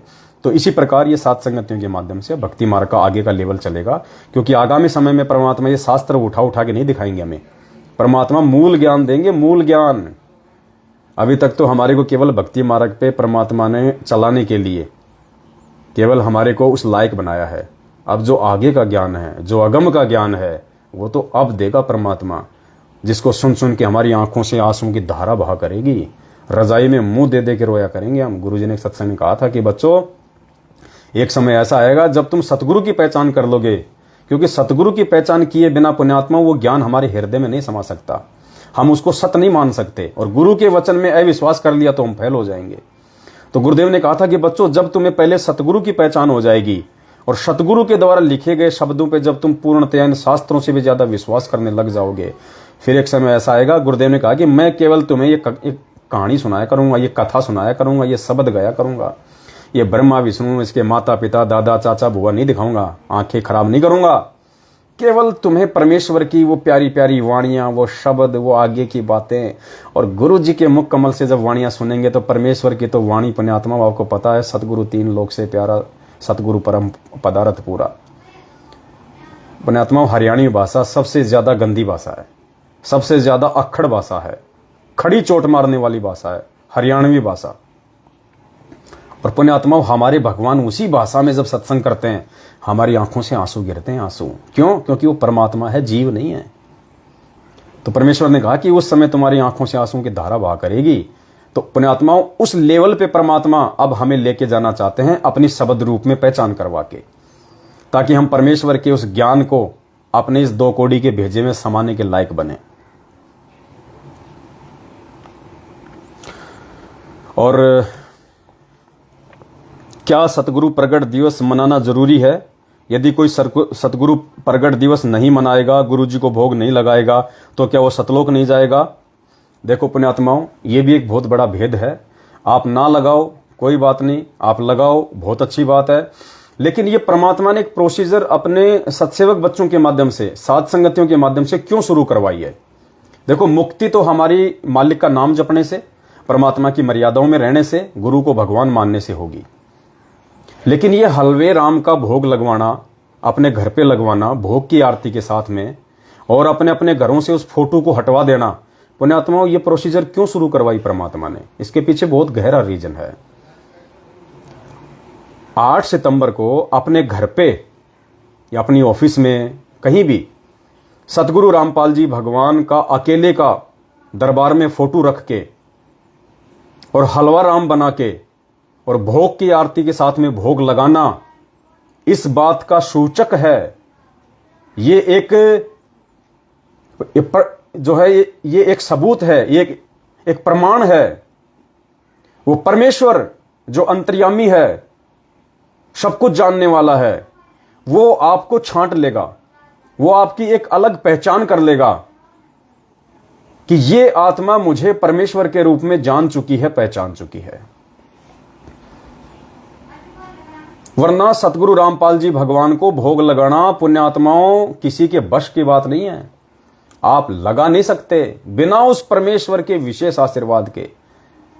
आप लगवा दो, देखिए ये लगवा दो इन फर्जी आश्रमों में। वो दाढ़ी मूंछ वाली फोटो मुझे हटवा के दिखा दो आप, जो आपके गुरुजी के सिर पे लगा रखी इन्होंने, गोविंद वाली। लगवा दो इनसे अपने घर में गुरुजी को हलवा राम का भोग, मनवा दो आप इनसे सतगुरु प्रगट दिवस। नहीं मनाएंगे, मर जाएंगे, ये नहीं मनाएंगे। क्यों नहीं मनाएंगे? क्योंकि अभी उनका लेवल बहुत नीचे का है, जो कभी नाम दीक्षा लेते समय आप और हमारा हुआ करता था। अभी वो लोग भक्ति मार्ग के बहुत नीचे वाले पायदान पे हैं और नीचे ही जाते जा रहे हैं।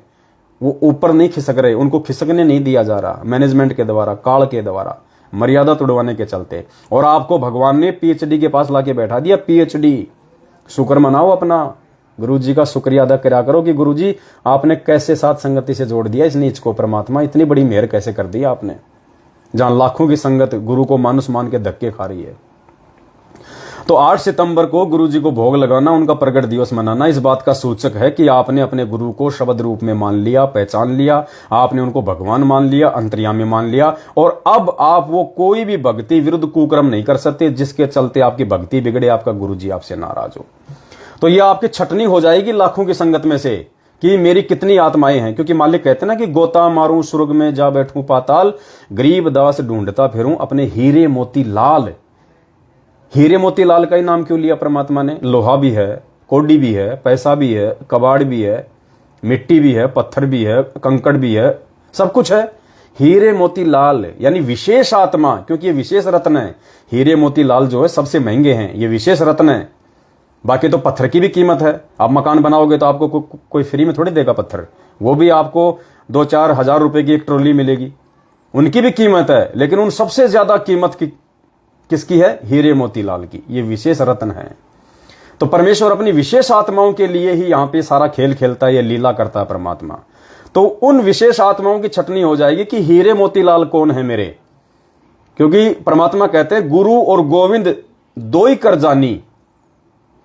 परमेश्वर की वाणी है कि गुरु और गोविंद, कि गुरु अलग होता है और गोविंद अलग होता है। संत रामपाल जी अलग है, दाढ़ी मूंछ वाला जो कबीर है वो असली भगवान है, वो अलग है। तो परमेश्वर कहते हैं गुरु और गोविंद दो ही कर जानी, उसके घट में काल समानी। उसके घट में काल भगवान समाया रहेगा। गुरु गोविंद दो नहीं भाई, और जो दो समझेगा वो नरक में जाई, दोजक में जाई। ये परमेश्वर की वाणियां हैं। और मालिक कहते हैं गुरु पढ़तर कोई और न आना, गुरु सेवय कोई चतुर सयाना। क्या कहते हैं परमात्मा? गुरु सेवय कोई चतुर सयाना। सबके लिए नहीं कहा परमात्मा ने कि गुरु की भक्ति सभी कर लेंगे, गुरु की पूजा सभी कर लेंगे। गुरु सेवय, सेवय यानी पूजा करना, भक्ति करना गुरु की। गुरु सेवय कोई चतुर सयाना। चतुर सयाना यानी जिसके हृदय में तत्व ज्ञान समा गया है, जिसको काल ठग नहीं सकता। तो गुरु सेवय कोई चतुर सयाना और गुरु पठतर। पठतर यानी समान, पैरालल, उसके बराबर, गुरु के बराबर, गुरु पटतर, गुरु सेवय कोई चतुर सयाना, गुरु पटतर कोई और न आना, गुरु के समान और दूसरा नहीं आ सकता कोई। इसलिए कहते हैं सात दीप नौ खंड में गुरु से बड़ा ना कोई, करता करे ना कर सके। तेरा वो कबीर जिसको तू भगवान मान रहा अनजाने में, वो भी वो नहीं कर पाएगा जो गुरु करे सो होई। और कहते हैं हरि सेवा युग 4 है और गुरु सेवा पल एक। एक पल क्या होता है? ऐसे आंख झपकना एक पल हो गया। ये जो पलके है ना, एक बार जो झपकती इसको कहते हैं एक पल। तो कहते हैं उस कबीर की, या जिसको तू भगवान मान रहा अनजाने में, ब्रह्मा विष्णु महेश को या देवी को, माता को, कहते हैं उसकी तू चाहे तू 4 युग 40,20,000 वर्ष का होता है 4 युग, उसकी तू इतने समय तक सेवा कर ले, भक्ति कर ले, भोग लगा ले। और अपने गुरु को भगवान मान के यदि तूने एक पल भी यदि उनकी भक्ति कर ली, उनके मंत्रों का जाप कर लिया, तो कहते हैं इतना अंतर है। इसलिए परमात्मा कहते हैं गुरुपद सेव बिरला कोई। हर किसी के लिए नहीं कहा परमात्मा ने, गुरु की पूजा हर कोई नहीं कर सकता। अकेले गुरु को भगवान मान के पूजना हर किसी के बस में नहीं है। ये तो युगों युगांतरों के बाद पुण्यात्माओं पता नहीं कैसे भगवान ने मेहर बख्श दिया आप और हम पे। परमात्मा पुण्यात्माओं ये ज्ञान तो ब्रह्मा विष्णु महेश की समझ में नहीं आया जब परमात्मा ज्ञानी रूप में उनके पास गए थे, उनको भी समझ में नहीं आया ये ज्ञान। और हम जैसे 2 कोटि के जीवों को भगवान ने ज्ञान समझा दिया, तो हमने अपनी औकात से भी नहीं समझा, भगवान ने समझाया। अब भगवान ने औरों को क्यों नहीं समझाया? अपनी संगत में औरों को क्यों नहीं समझाया? हम साथ संगत वालों को क्यों समझाया? क्योंकि आप हीरे मोतीलाल हैं, अब की बार लेके जाना, भगवान ने छोड़ के नहीं जाना। इसलिए गुरुजी कहते हैं भक्ति चाहे कम कर लेना, थोड़ी हो जाए कोई दिक्कत नहीं है, लेकिन मर्यादा, चाहे गर्दन कटानी पड़ जाए लेकिन मर्यादा नहीं तोड़नी गुरुजी की।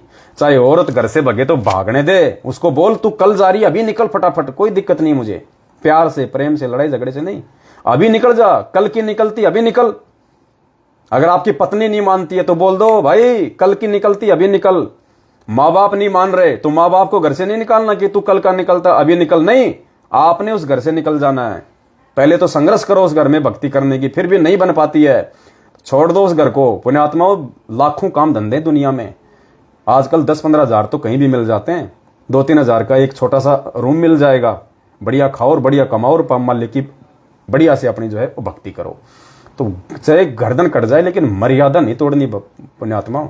अगर मर्यादा तोड़ दी तो पुण्यात्मा चाहे कितने अलवेराम के भोग लगा लेना, कितना गुरु जी को परमात्मा मान लेना, परमात्मा निर्मोही है।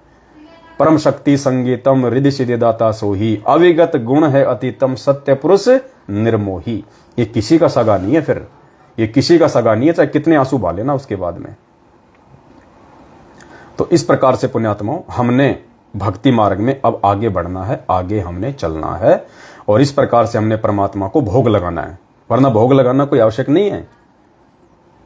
लेकिन परमात्मा आज वर्तमान में चेक करेगा कि कितने हैं मेरे जो मुझे पहचान पाए हैं, क्योंकि भोग तो भगवान को लगता है ना, भोग तो भगवान को लगता है।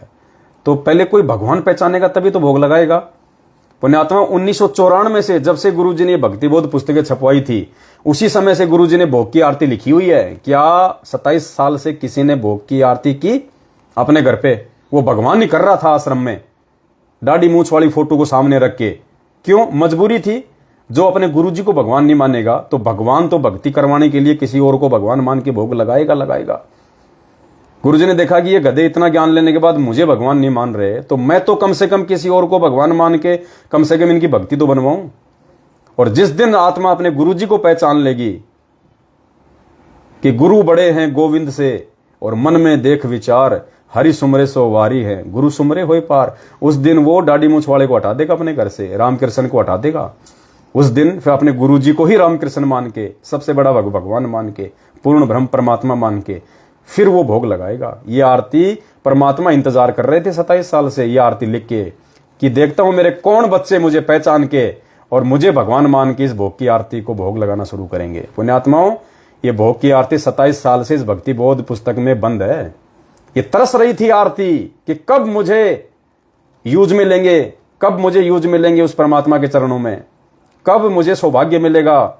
ये शब्द जो है ये तरस रहे थे कि हमें कब वो परम सौभाग्य प्राप्त होगा जब कोई आत्मा उस भगवान को पहचान के और इन शब्दों के माध्यम से उसका गुणगान करेंगी।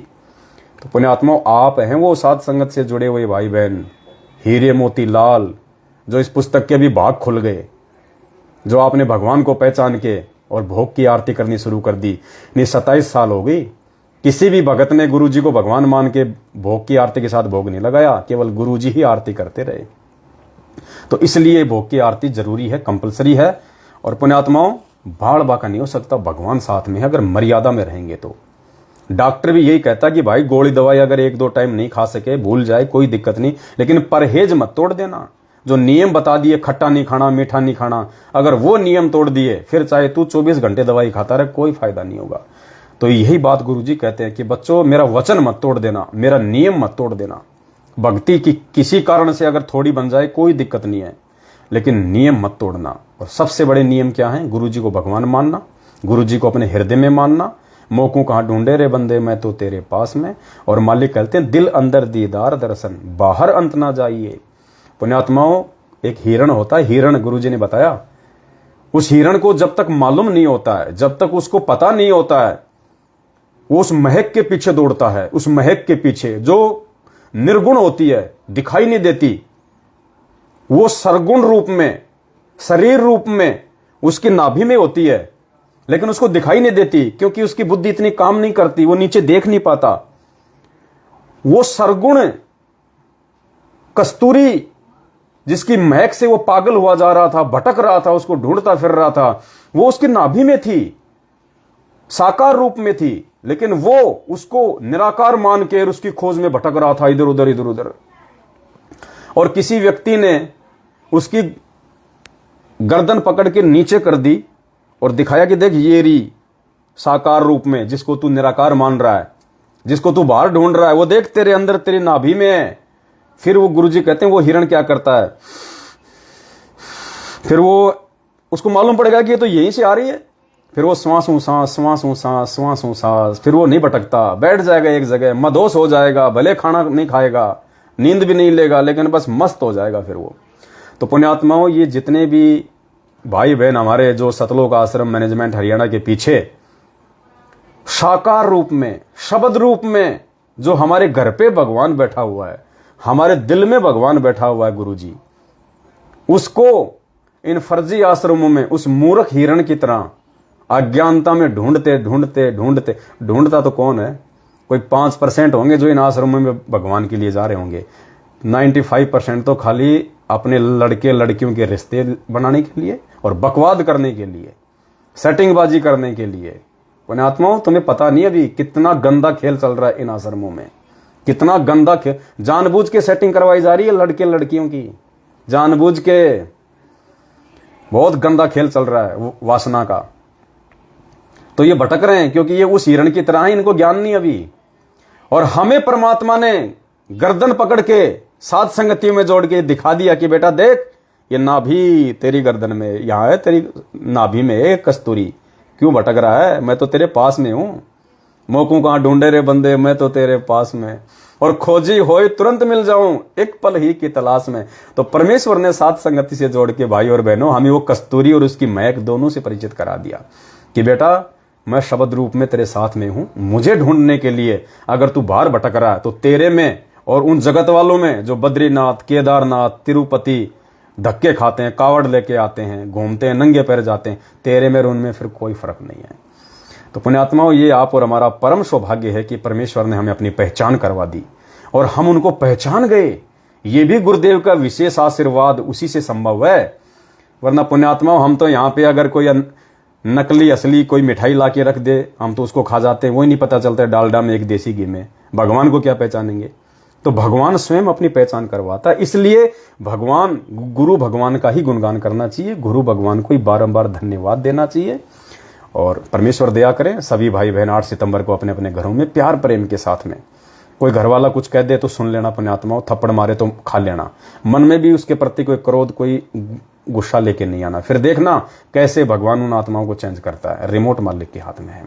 तो बस आज के लाइव वीडियो में केवल इतना ही, और फिर 8 सितंबर के बाद में परमात्मा दया करेंगे, हम लाइव आएंगे, भाई बहनों को संगत जागृति अभियान के तहत सूचनाएं देते रहेंगे, जानकारी देते रहेंगे, ताकि हम गलतियां ना करें और भगवान के आने तक हम लोग दृढ़ बने रहें। बाद में तो दृढ़ हो ही जाएंगे, उनके आने तक ही चिंता है, बाकी की कोई टेंशन नहीं है। तो जाते जाते सभी भाई बहन वीडियो को एक बार फिर से ज़्यादा से ज़्यादा शेयर कर दें, और दास से कोई गलती हुई है तो मैं अपने सभी भाई बहनों से क्षमा याचना मांगूंगा। कान पकड़ के अपना छोटा भाई समझ के, नादान समझ के माफ करना, और पूज्य गुरुदेव भगवान से प्रार्थना करूंगा परमेश्वर भाई बहनों को समझाने में मनसा वाचक कर्मना कोई त्रुटि हो, दास आपको कोटि कोटि दंडवत क्षमा याचना करता है। भक्त साहिब बंदी छोड़ सतगुरु रामपाल जी भगवान की जय हो।